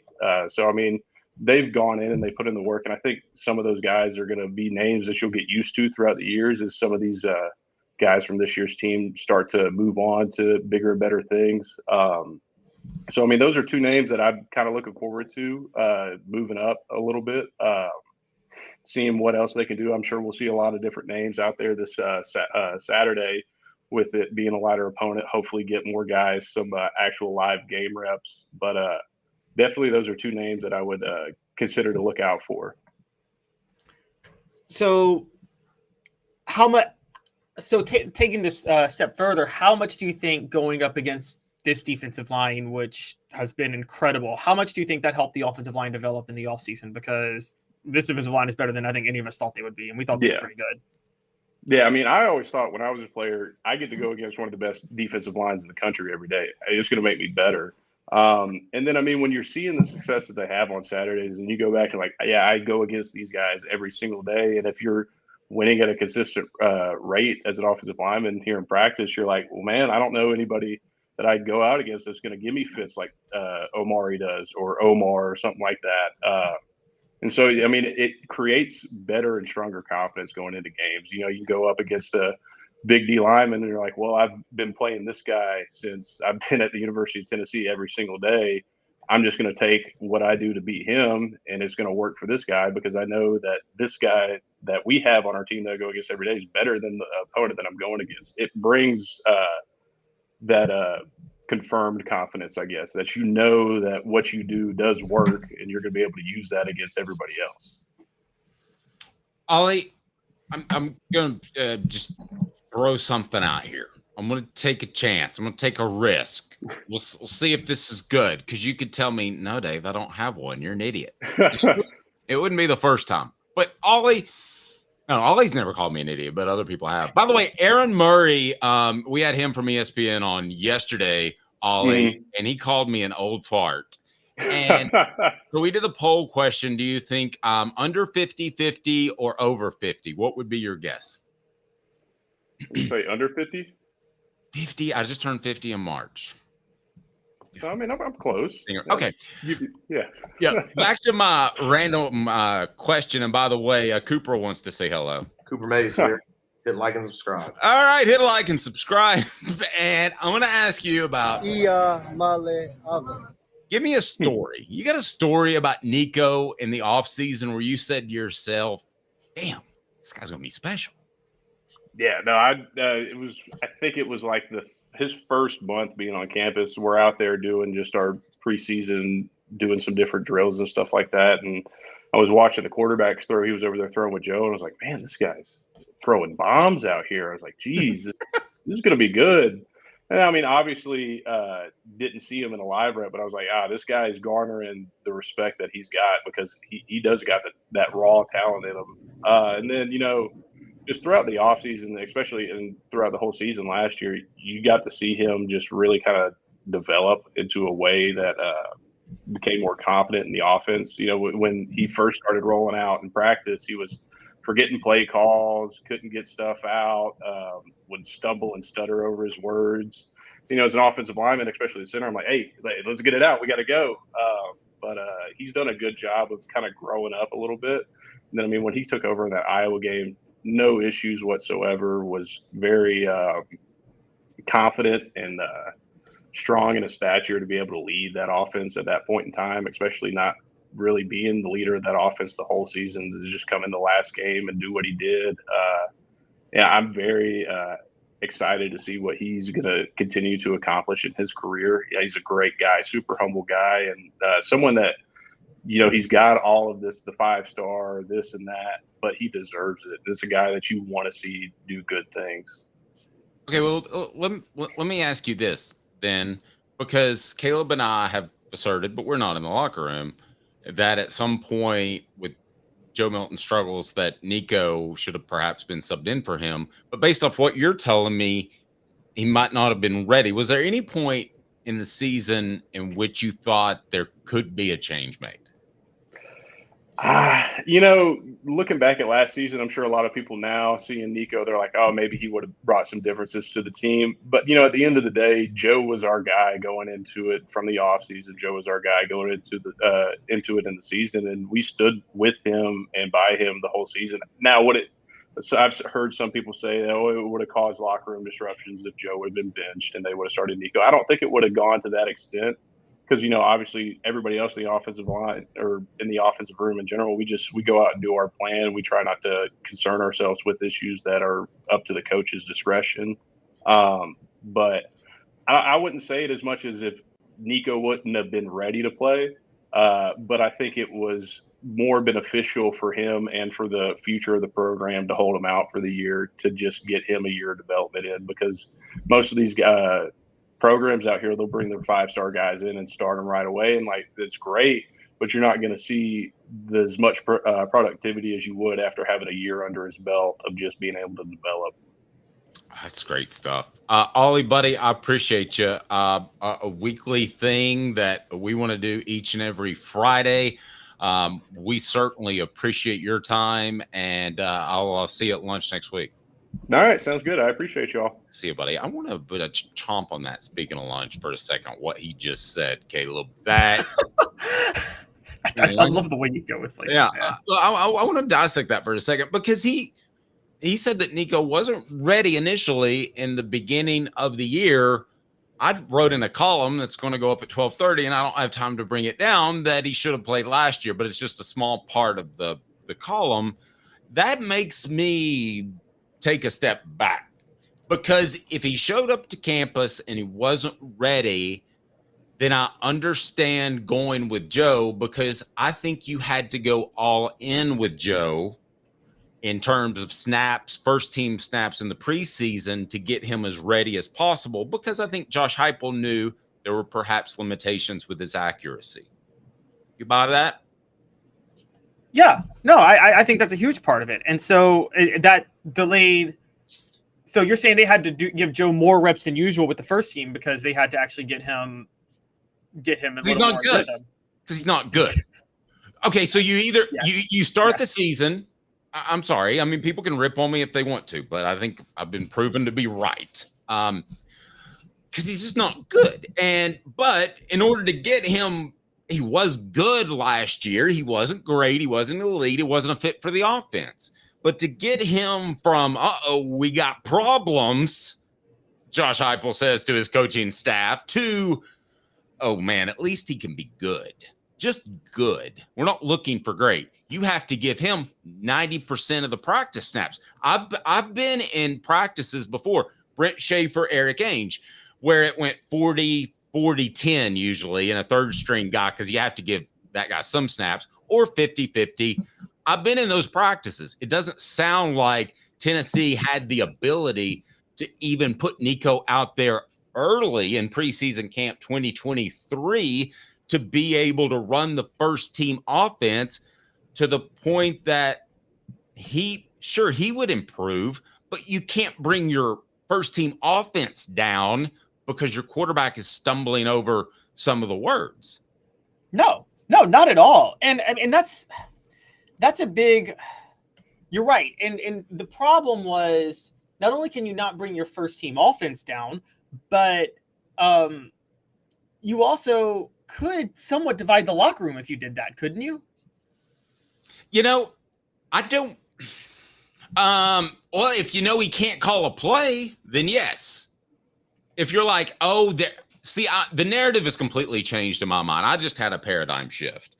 I went from our thinking, your thinking mostly, no offense, but that Josh Heupel is loading up to 2024 to, no, Josh, and that's why he didn't play Nico, to Josh Heupel didn't play Nico last year because he wasn't ready and he could hold the first team offense back. And at that point, you have to give it all to Joe Milton.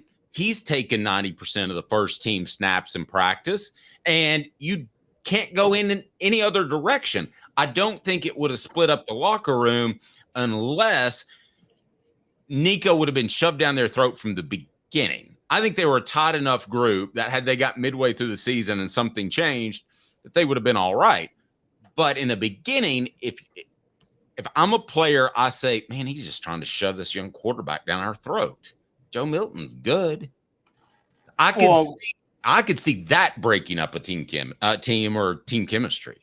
I mean, you're going to find me crazy, but I think that is what happened in 2021. I think people thought Josh Heupel was trying to shove Joe Milton down their throats, and they thought that Hendon Hooker was better. And I know you've talked to people that they felt that way too. And I think Josh Heupel almost lost the locker room before he ever took over Tennessee because of that decision. That was a disastrous decision to start Joe Milton in 2021. It's interesting. Stat of the day coming up next. The conversation we're going to have with Medicare Misty as well. There's a big date coming up for those of you that are of that age, or for those of you that have parents of that age. You'll need to learn a lot because there's a big change in Medicare policy. But also Tennessee's schedule. How big of an advantage is that next? And you're absolutely not going to believe the stat of the day. Stay tuned. He's Caleb Calhoun. I'm Dave Hooker. 2 minutes, and we'll be right back off the Hook Sports. 5th year, the second and third generations continue Joe Neubert's commitment. His vision of what this business needed to be, we still try to live up to that. If we wouldn't put our family in it, we're not going to put their family in it. If you're going to say that you're doing the best work in Knoxville, now saying it's one thing, producing it and providing it's another. The largest family-owned collision center in Knoxville is Joe Neubert Collision Center. Hi, I'm Rick Terry, and we at Rick Terry Jewelry Designs pride ourselves in the highest quality craftsmanship from a family-owned business here in Knoxville for over 35 years. At Rick Terry Jewelry Designs, we also take pride in being an affordable option for all your game day accessories, especially those fire opals. At Rick Terry Jewelry Designs, we want to be your jeweler every day and especially on game day. Go Vols! Hi, Mike Davis here with City Heating and Air, reminding you to always dare to compare. Our team provides quality local heating and air service, installation, and maintenance across East Tennessee. We use only the best equipment like American Standard heating and air conditioning for your residential, new construction, or commercial needs. Honesty, dependability, and customer satisfaction have been the cornerstones of our business since 1961. City Heat and Air. Dare to compare. When the lights turn on and the game begins, you need a team you can rely on. Ray Varner Ford & Clinton's strong lineup of vehicles is crafted with the same dedication and hard work that drives our community. Experience quality and value in this pre-owned 2023 Ford Expedition Limited 4x4 $67,950, 2017 Ford F-150 Raptor SVT $41,950, 2023 Ford Escape ST Line $28,940. Local you trust, pre-owned vehicles you can afford. Ray Varner Ford, built for the game. With our brand new location on Emory Road, Eye Care Optical is bringing East Tennessee's best eye care to your neighborhood. Doctors Johnston and Combs offer unmatched expertise and care without a trip to Knoxville. Eye Care Optical, now in Powell. The Dave Hooker Show, represented by Banks & Jones, Tennessee's trial attorneys. Play to win, banksjones.com. Who's this guy? Hello, wizard. The Dave Hooker Show, a presentation of Off the Hook Sports. What? YouTube, Apple, Spotify, and the free Off the Hook Sports app. Back to Dave Hooker.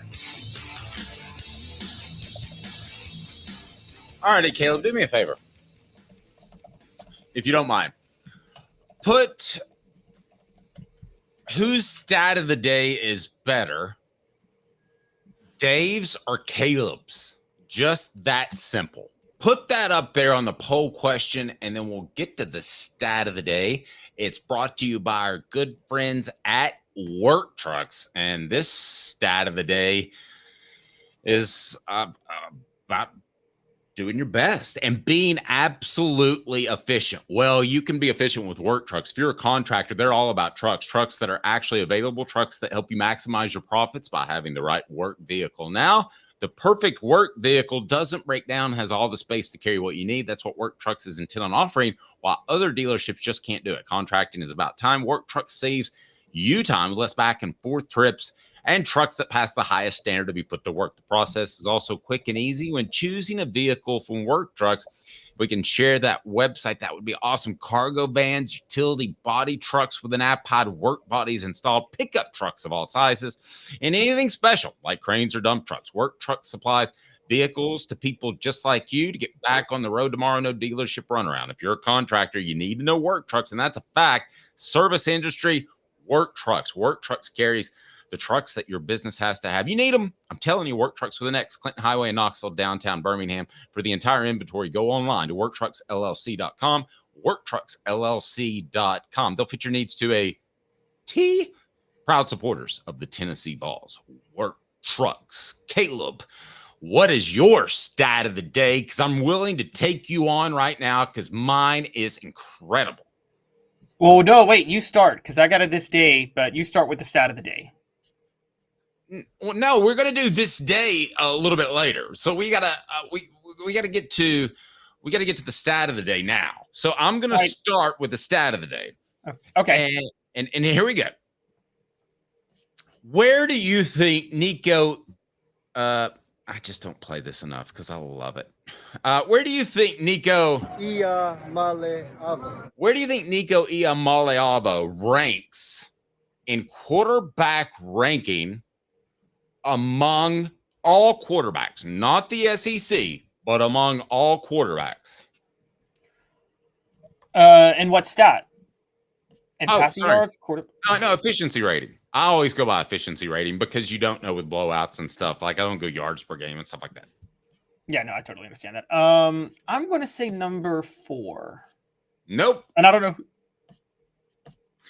Number 16.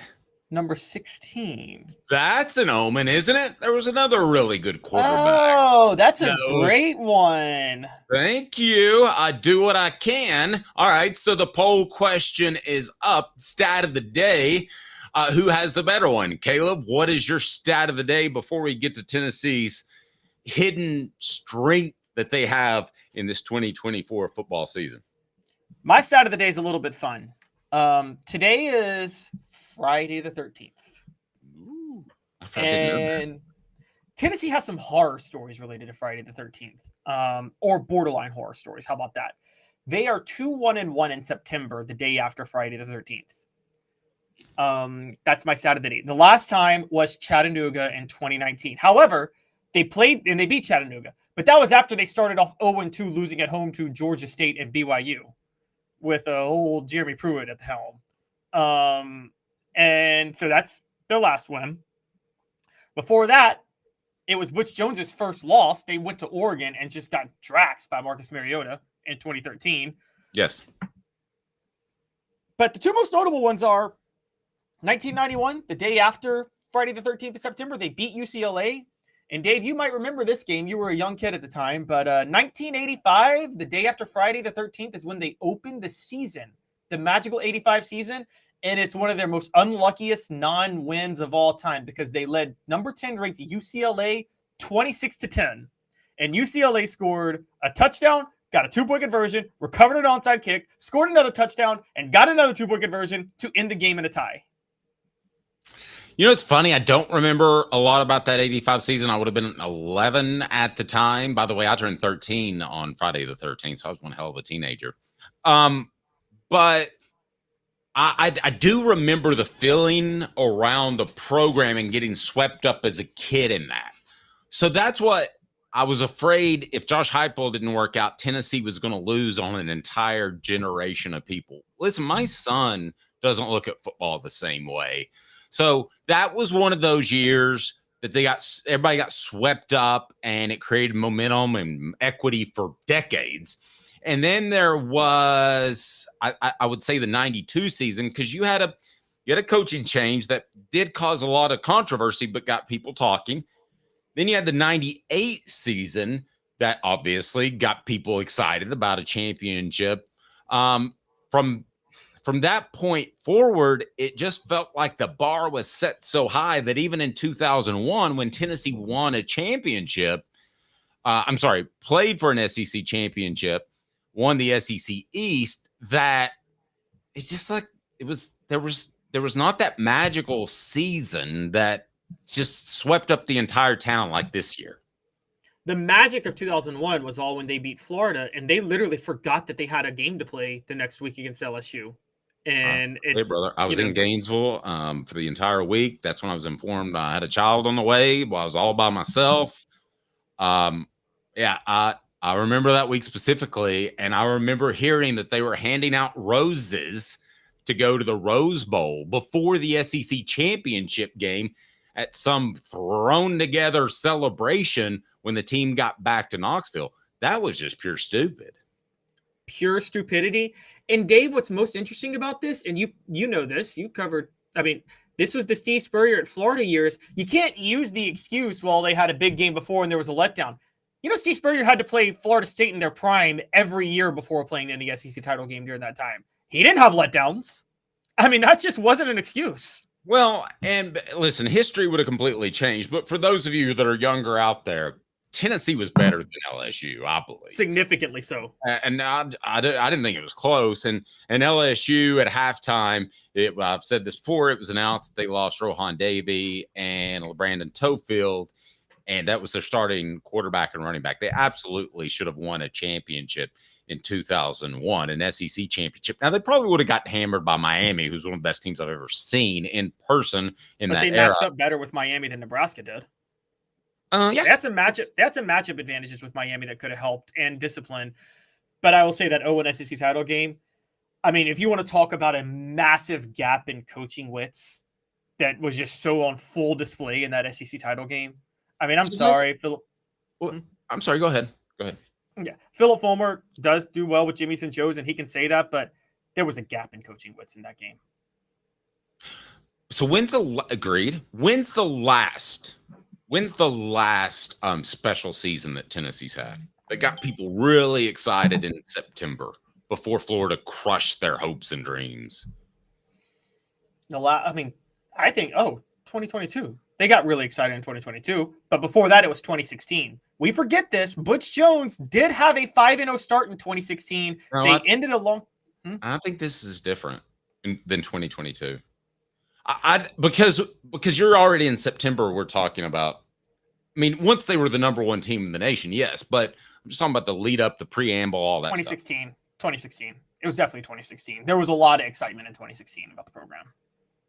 Okay, we've got crashing down. Yes, it did. We've got to call people when to get to your picks. We'll discuss that here in a moment. But Tennessee's schedule, how much does it benefit the Vols, Caleb? Guys, I'm going to say this. I've covered Tennessee for a while. I followed them for even longer.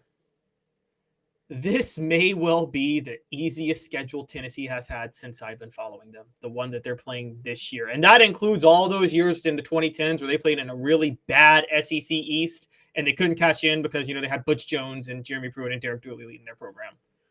Actually, Derek Dooley East was tough. So just Butch Jones and Jeremy Pruitt. This schedule, what we thought was difficult has turned out to be very easy. NC State's a bad football team. They are. This is going to be one of the worst teams Dave Doran's ever coached. Oklahoma, we predicted them to unravel. I didn't think they'd unravel to the point where they would have to hold on to beat Houston, who is not a good football team. Alabama's going to get exposed for not having the quarterback that's a fit for Kalen DeBoer's offense. And we'll talk about this in my picks, but I think that might actually happen this weekend. I'm not saying they'll lose, but it ain't going to be pretty in how their offense looks. And they're going to Knoxville. They may have one top 10 caliber team on this schedule, and that's Georgia. And they may only have two top 25 caliber teams on the schedule, Georgia and Alabama. And I'm not exaggerating. That might be all that they have on the schedule that's worth anything. And that's crazy to say. Let me ask you this. So what's Tennessee's toughest game? Now that we know matchups and we know a little bit more, other than Georgia, what's Tennessee's toughest game on the schedule? Obviously, Alabama has to be there. Oklahoma, I would think, would have to be there, despite you and I thinking that they're not going to be very good down the line. Who else is up for consideration? Visiting Arkansas could be rough. Arkansas should have won last weekend. Arkansas, again, has that team is talented. They just have a coach who can't manage the clock.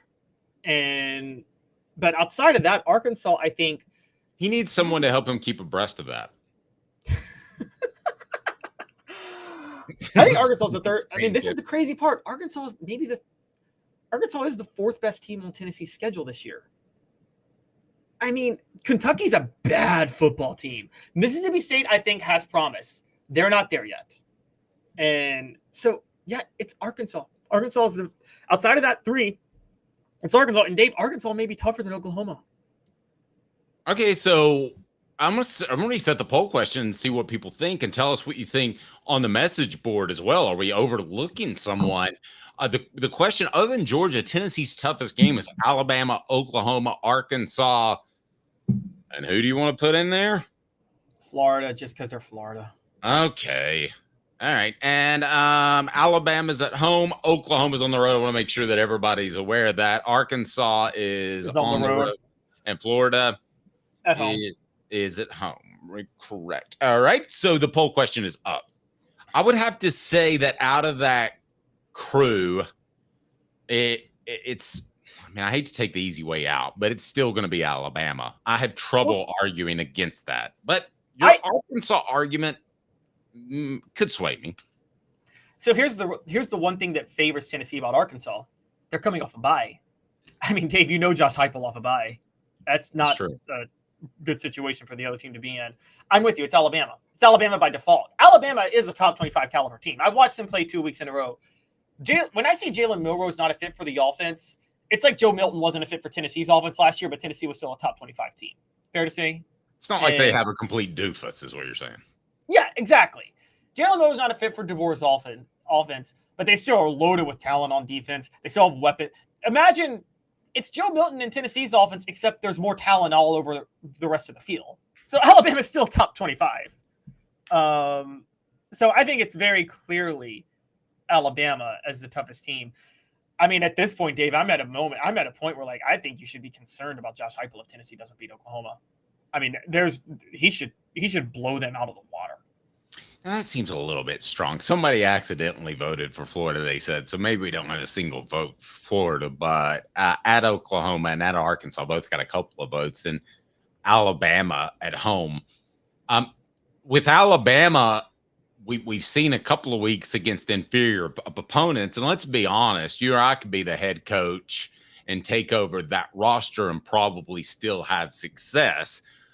And I wondered if the whole thing would come crumbling down to some extent, and Calhoun and DeBoer would have to rebuild it with his type of players. That may be the case with Milroe, but based off what you've seen, is Alabama better or worse, or do you even know, since they were so much more talented than the two teams they played? Is Alabama better or worse than Tennessee? No, than you thought to begin of the year that they would be this year. They're right where I thought they would be. They've actually been a little bit better because Milroe hasn't collapsed yet, but they're right where I thought they'd be to this point. Look, and this is a dangerous situation for Calhoun and DeBoer because, Dave, you know this. The second he underachieves, then the narrative is going to be out there that Alabama's on the decline and it'll be hard to recruit, right? And so it's really important for him to have a good first year. And he may not have that. All right, that leads us to 4 downs. Let's go ahead and do that right now, and then we'll have Caleb's picks. He'll make you some money. 4 downs brought to you by or it'll lose you a lot of money. 4 downs brought to you by Banks & Jones, Tennessee's trial attorney, banksandjones.com. Other attorneys say they'll go to trial. They won't. They'll settle, not Banks & Jones, banksandjones.com. 4 downs. 4 questions. 4 answers. The Dave Hooker Show. 4 downs. A presentation of offthehooksports.com. All right, we're going to talk some schedule thanks to Cooper Mays, who delivers it to us. And Coop, what should people do if they're a fan of the show? Cooper Mays here. Hit like and subscribe. Thanks, Coop. Coop here. First down. All right. What is first down, Caleb? All right. So Is this the easiest non-conference schedule Tennessee has ever played? Yes. And it's why that I want there to be a super conference. So we would be talking about a potential Tennessee-Ohio State game this weekend. But that's where I am. And I know you and I disagree on it. Do you think it's the easiest? You make a good point. It's close to the easiest. The easiest, funny enough for me, is 2019 when their toughest game was BYU and they had 8 home games and only Jeremy Pruitt could manage to lose 2 of those non-conference games. It's difficult. Cooper Mays here. Second down. It's second down. All right. So is this the easiest SEC schedule Tennessee's ever played? Yes. Because I definitely thought that at the beginning of the year. But as soon as I saw the schedule, because you have Alabama at home, Florida is bad, South Carolina is bad, Kentucky is bad, Mississippi State is rebuilding. So, yeah, I don't even think that's close, to be honest with you. I mean, there were times that even when Tennessee was good in the early 2000s, that I thought they could lose 2 games in the SEC and still be a good football team. Now, in the 90s, it was pretty much Florida, right? But there were times in the 2000s I thought they could have a good football team and lose 2 games. That's not the case this year. If Tennessee's a good football team, they should not lose 2 SEC games. That's a very good point. I totally agree. I think it's tied. I think it's this year and the last time Tennessee won the East, which was 2007. And for those who don't remember, Tennessee got the luckiest draw in the East that year of West teams that year. They didn't play one ranked West opponent. And their biggest competition to win the East was Florida, who had to play Auburn and eventual national champion LSU. So when Fulmer at the end of the year was like, we just won the SEC East in the year the SEC was the toughest conference ever. I'm like, yeah, but it was the toughest conference because of the West, and you won the East. So and I'm Travis. Thanks for helping me out. I misspoke. They don't play South Carolina this year. Caleb, third down. Coop, set him up. Tennessee center Cooper Mays here. Third down. Is the schedule the greatest advantage Tennessee has this year? No, it's Josh Heupel. And I wouldn't have said that last week. I would have said Nico. But after I saw the 2 tight end look, and I already thought he was like an 8 coach. To be a 10, you've got to win a natty, right? Right. Okay. I already thought he was an 8 coach. Maybe even a 7, because I wondered if his offense would be caught up too. And then we talked to Jimmy and we see the different. Jimmy just told us how an SEC coach said, no, Josh Heupel will never be caught up to. And then we have the insight from Ollie Lane earlier about how he handled the quarterback situation. And then we have the NC State game where he went 12 personnel. Nobody knew what that was until they played 2 tights, and everybody thinks they're smart saying 12 personnel. So I've got a different level of respect for Josh Heupel than I did just 7 days ago, Caleb. I thought that was just ingenious. There was no way Tennessee could have had the talent they had in 2021, and they would have beat NC State because of scheme on Saturday. I believe that until you beat me over the head. Am I right?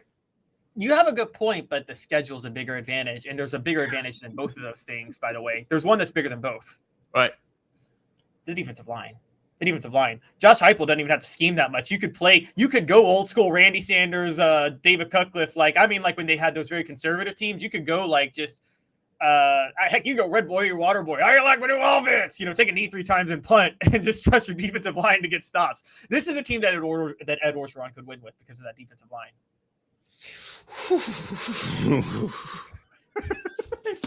Well, I still was at SEC Media Days. I'll never forget the moment looking to my left because I'm close with the LSU sports information guys, so they let me sneak in and do one-on-one interviews with those guys in 2019. And usually it's just the local media, which we did with Tennessee and Dallas this year. And I remember looking to my left, Caleb, and I thought, that's Ed Orgeron. I cannot imagine him hoisting the national championship trophy. And I looked to my right, and I'm like, nobody's interviewing Joe Burrow. So I went and interviewed him, and afterwards I said to myself, that kid is special. Just in interviewing him. Sometimes you can tell that they're just elite, special, quick processors. As a matter of fact, he said this is a guy who's starting his first season after transferring. And as a matter of fact, he said this sincerely. He did not say it. When people tell you, Caleb, good question, that means they're trying to butter you up so you don't rip them, generally.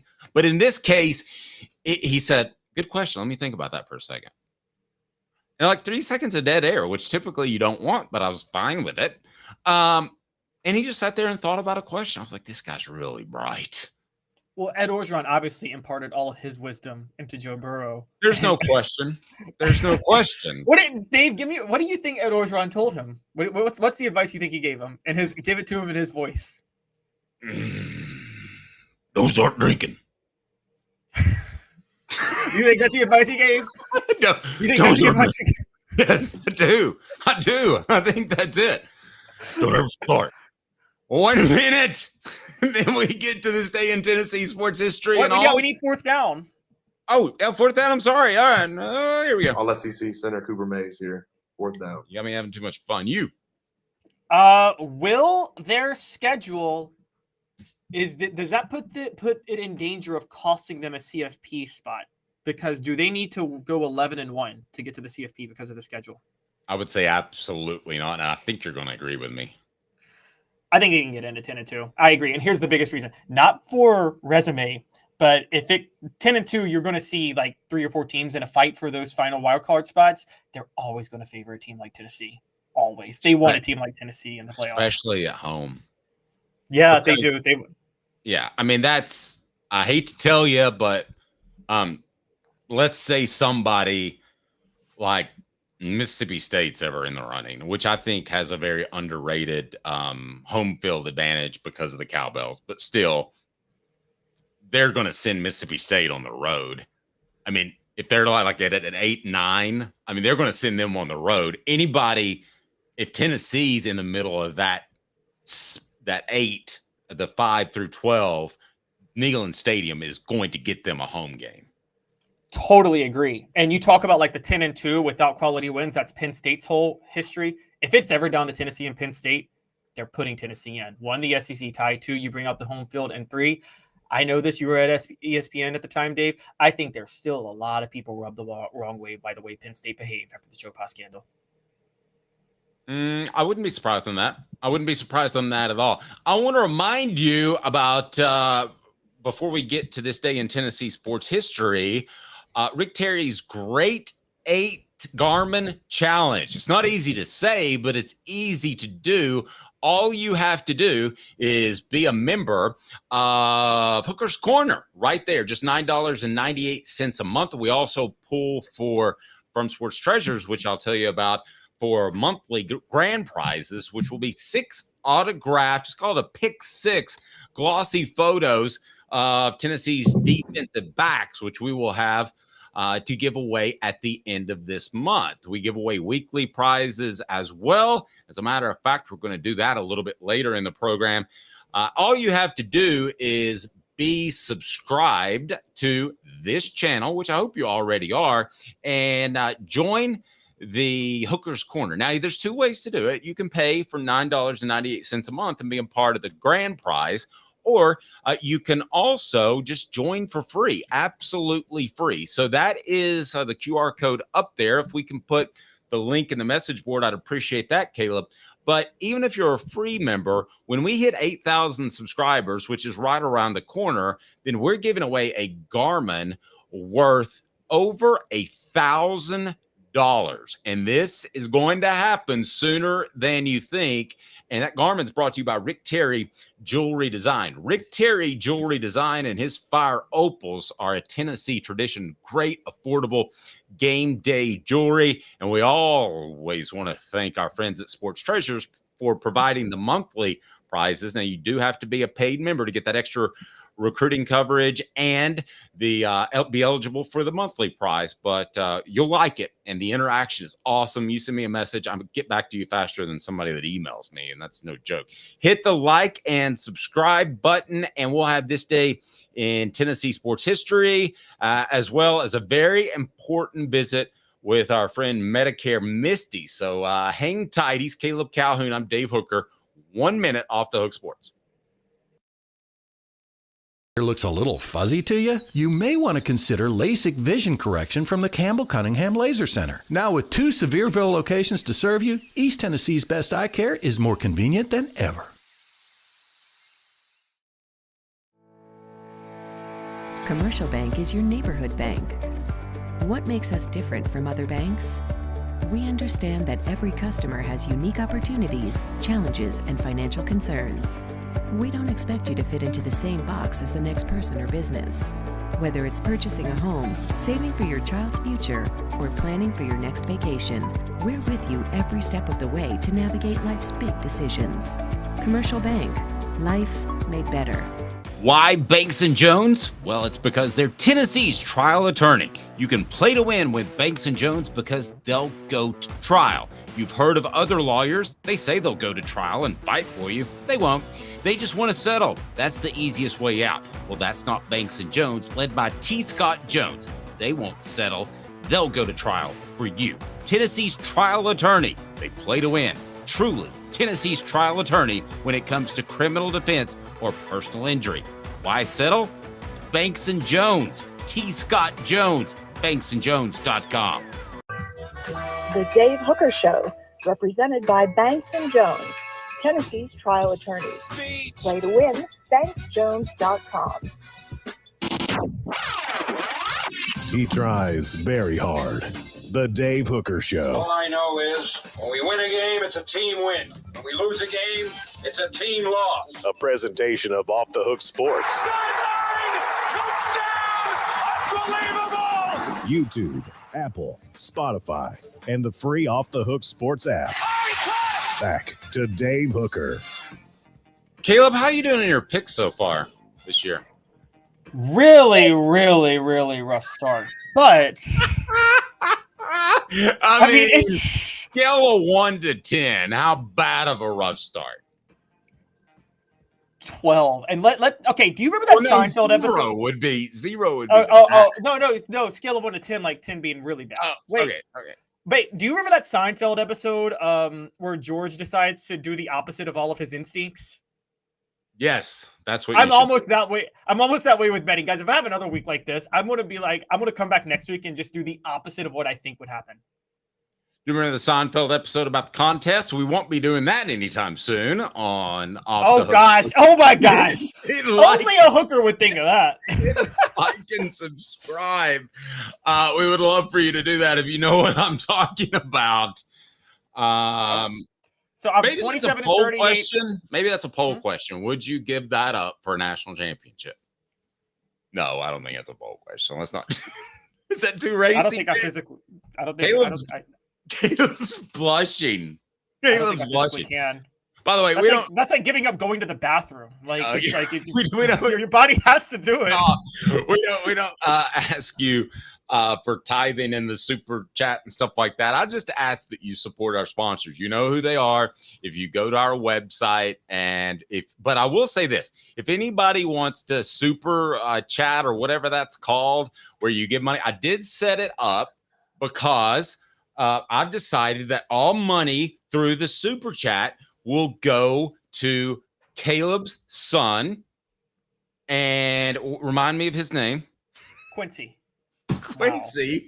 Wow. I wanted to say Orion for some reason. All of the super chat money, if you do want to give us any dollars, it's going straight to Caleb's son. But you have to put it in like a college fund. Yeah. Are they saving for college? We're doing I don't want to know your finances. All right. Caleb's about to go down a road. All right, so let's get your picks, and I'll tell you what I think, and then we will have this day in Tennessee football history. So let's hit it. Don't forget to hit that like and subscribe button. Go right ahead, Caleb. So these are your real big time picks. So you're forced to make some picks on some others, but these are the ones you're actually putting money down on, right? Yes. So now I'll give you my Tennessee pick. That's not one of my big time picks. And you guys can look online for all of my picks. I have 16 as usual, but these are my 5 major ones that I'm all in on. So, and for the record, I'm 27-38 overall and 2-13 on these 5 major bets on the year. So No, that is just total bullshit. Thanks, mate. Totally. It is. All right. So, my best cover of the week. I'm all in. You better not gamble away Quincy's college money. Can we make a promise? Start a poll on that. Will Caleb gamble away Quincy's college money? All right, go ahead with your first pick. All right, so my cover of the week, Texas A&M -3 at Florida. Guys, I'd go alternate on this. I would do Texas A&M -15 at Florida if you can. I mean, I just think they're going to blow them out. Yeah, I'm going to say That's hot. because I'm sure you saw it, but for those that didn't see it, Billy Napier made one of his offensive linemen a captain last week, and he all out dogged on a play in which a pass was intercepted. I mean, he ran straight to the sidelines practically. He didn't even try to run the guy down.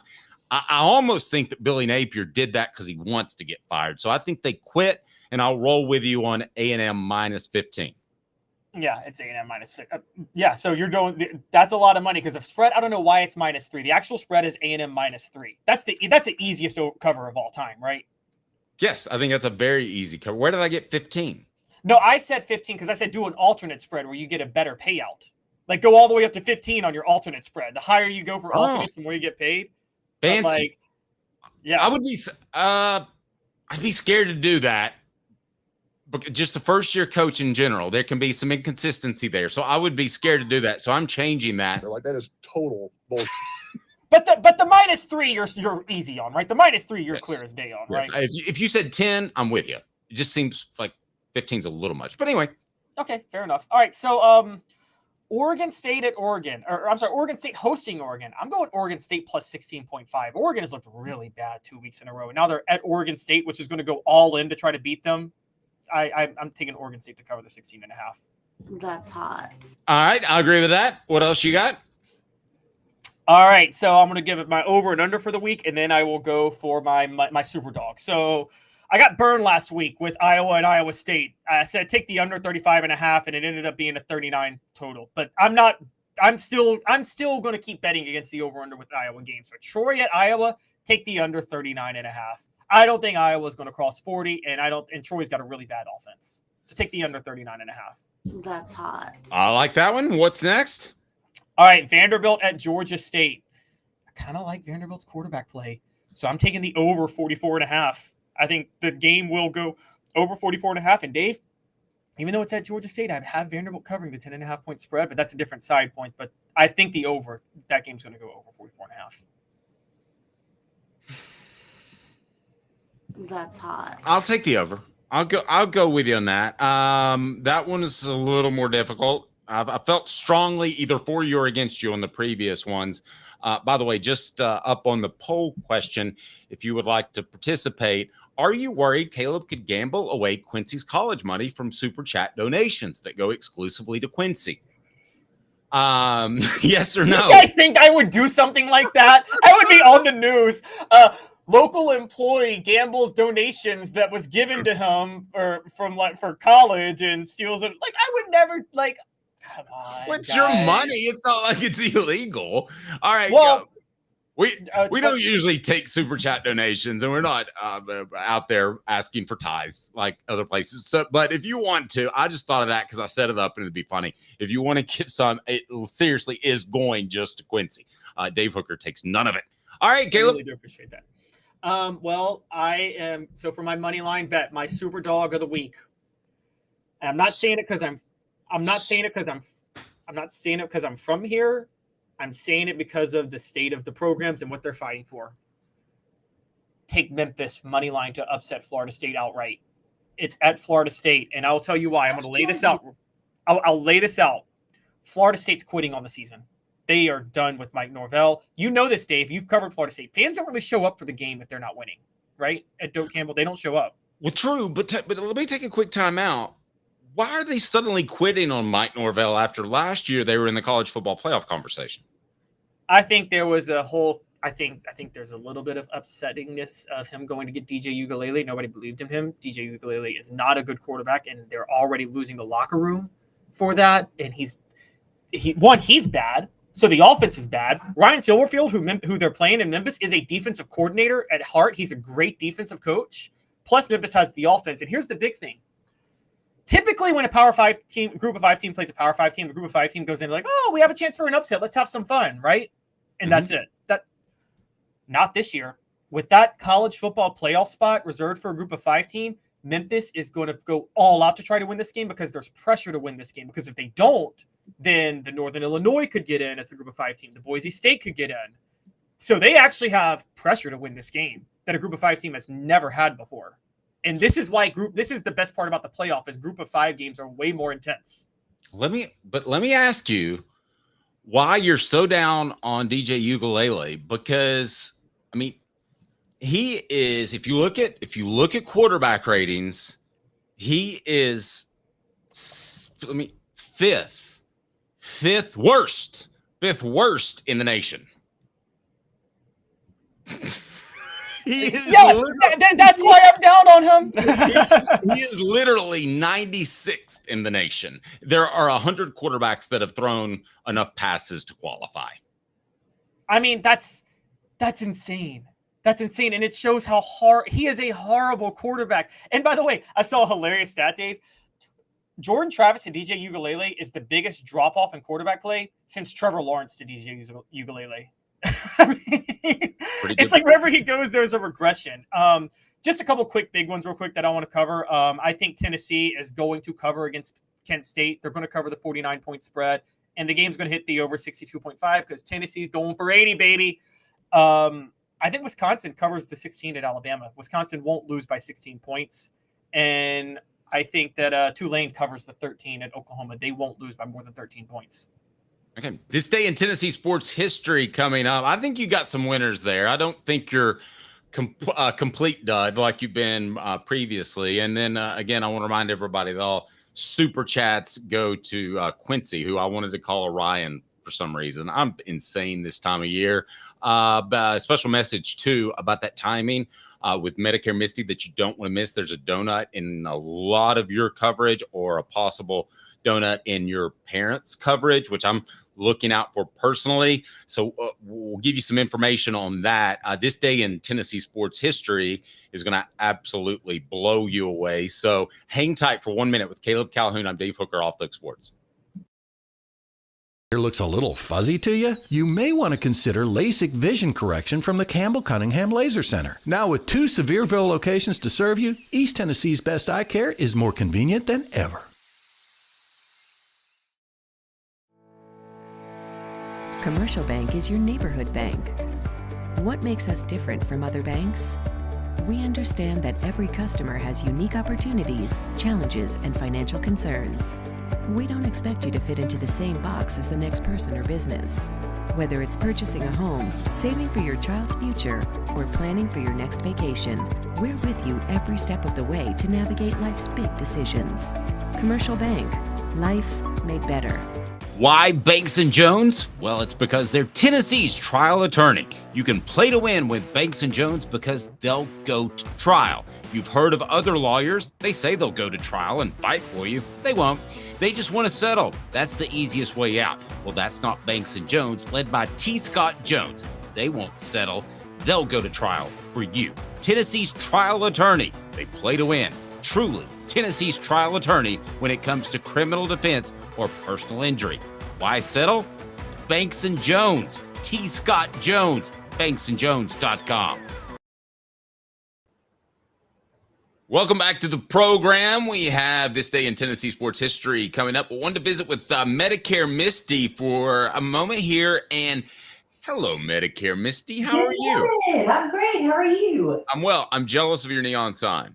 I know, my son is too. I'm like, why do you need a neon sign? But I got it on Facebook. Do you remember when they were having those neon sign? I don't know if they were everywhere. Yes. And it was pretty good. It works, and it light. There's different phases in it. One for screen, one for not screen, like for the room. It's pretty cool. I like it. Remote. I don't know where it is right now, but I like it. Well, I've said this before, that you are the place to go when people have Medicare questions, because there's no charge for your services, and it's incredibly complicated. Starting with this donut hole you were telling me about that could catch people in a bad position that are going to be eligible for Medicare soon. yes, and the ones that are on Medicare now, especially. Okay. So it's a good thing they're getting rid of the donut hole. So once the client spends $2,000 in copays or coinsurance, then they're covered at 100% for the rest of the year for their medication. But what I want them to pay attention to is the price. So every year, Medicare sends out, well, it's not Medicare, it's whatever carrier they're with, sends out an annual notice of change. It's called ANOC, annual notice of change. That comes October 1st in their mailbox. It's going to say, this is what you have now. This is what it's going to. If what it's going to you cannot afford, or it's just outrageous, please call us, because with the prescription drug plan, if you don't make a decision by December 7th, then unless we can find a special election period, you have to stay with that plan all of 2025. So I don't want someone to, holidays get in the way. They go to the pharmacy in January and now they've got a $500 bill that they're not used to. I want to make sure that they're paying attention to these annual notice of change letters. If you don't have it by October 10th, then call me. We can get you a copy of that to know what your changes are. But this year is the year not to pay attention. Awesome. Well, the link is right below as well, so people can click there and contact you. But if you want to throw a phone number out there, I've got a question about exactly what you do. But first, feel free to put your phone number out there, and people can also click on that link below. Okay, MedicareMisty.com is a good one. My phone number's on, and then 423-240-0794 is the number. And that goes to all my offices. So we'd be glad to help. And I remind you that Medicare Misty is licensed in over 40 states. So while you may be a Tennessee fan living somewhere else, she can take care of you. Now, Misty, you're the only person that I work with that doesn't ask people for money. Your services are actually free. I mean, that's pretty awesome. That's a big zero. I love it. I can help you. It doesn't cost you anything. Actually, will probably save you money. Well, with inflation now, saving money's a big deal. And how often do you have people come to you? Because this will be me one day. And I have no idea how to even begin the Medicare process. So about majority come to me and say, well, I've read something, I still don't understand it, or my daughter tried to help me, she doesn't understand it, my doctor doesn't understand it. So all the time it happens. And when I first started 19 years ago, I was the same. I was like, I'm never going to understand this stuff. So, fast forward 19 years, thank goodness I didn't give up. But you guys don't have to worry about that. You have, someone here that can help you, that's been in it, been in the trenches, has the experience to be able to help whatever your situation is and wherever you live. And especially if you're a Vols fan. Go Vols. Absolutely. Well, Misty, doing some picks later in the year. Thank you so much, Misty. We appreciate all that you do. Again, our services are free. You're going to save money with Medicare Misty. So, Misty, as you say, go Vols. I think it's going to be a big year. And thank you so much for making the time and all that you do. Absolutely. And thank you. Appreciate it. Have a great day. Great week. Go Vols. Thank you. Coming up, we'll have this day in Tennessee sports history in just 1 minute. Stay tuned. Off the Hook Sport. To visit cctis.com. The information you need is easy to access, and setting an appointment is as simple as clicking the tab. Doctors Campbell, Cunningham, Taylor & Hahn, and Eye Care Optical at cctis.com. Simply the best. The Dave Hooker Show, represented by Banks & Jones, Tennessee's trial attorneys. Play to win, banksjones.com. Who's this guy? Hello, wizard. The Dave Hooker Show, Who? a presentation of Off the Hook Sports, What? YouTube, Apple, Spotify, and the free Off the Hook Sports app. Back to Dave Hooker. All right, update on the poll question. Thank you, Medicare Misty, for joining us. We got a super chat for Quincy. $10. Look at that. What a great guy. Quincy just made 10. He made his first. Love you, TN Jr. Really appreciate that. There you go. Okay, Caleb just got a raise. So $10 goes to Quincy. We don't ask for ties, but if you want to, you can certainly shoot some money Quincy's way. His college would appreciate that. For the record, are you worried Caleb could gamble away Quincy's college money from Super Chat donations? 79% say yes. I don't believe that's the case, though, and I carry a lot of weight around here. All right, Caleb, this day in Tennessee sports history is, and it's our last look brought to you by Campbell, Cunningham, Taylor, and Arnold. Look at me. No contacts and no glasses because I've had LASIK. Campbell, Cunningham, Taylor, and Hahn also has the local vision centers that are close to you in the Knoxville area, so you need to take advantage of local eye care, because I'm telling you, they'll have doctors flying at other places from Florida that don't know you from Adam. No offense to Adam on our message board. All right, Caleb, this day in Tennessee sports history. Okay, so this day in Tennessee sports history is 49 years ago. Today, Dave was a little 1-year-old, if I got the age right. Tennessee entered the post-Condredge-Holloway era, and they opened the season ranked number 20 and played number 14 ranked Maryland and won 26-8 and bumped up into the top 10. And everybody thought that Bill Battle would still have the program rolling in the post-Condredge-Holloway era after that win. Unfortunately for them, they ended up going 7-5 that year. The next year, they went 6-5, and Johnny Majors just happened to be cruising to a national championship. So Tennessee was like, we got to get our former legendary Heisman runner-up who's out here winning national championships. He's got to be our head coach now. So they went and hired him. But to open 75, they did beat number 14 ranked Maryland 26-8, who would go on to win the ACC that year. And Tennessee popped into the top 10. They did that 49 years ago today. I would love to write a book about Condredge-Holloway because there's so much there in terms of the racial issue, and that he wasn't given the opportunity at most any other school to be a black starting quarterback, because, oh my gosh, that would be horrible. And, he goes to the CFL. He wasn't even given the opportunity by the NFL. Nowadays, he would be fantastic. Of course, everybody's bigger nowadays, so let's assume he would be, appropriately sized, but he's a big dude. He's a good sized dude anyway. But I didn't know that. And the other thing you add is that I didn't really realize this. He was part of a terrible coaching staff. So that had to affect his play. Maybe he could have been even better, Caleb. And I'll go one step further.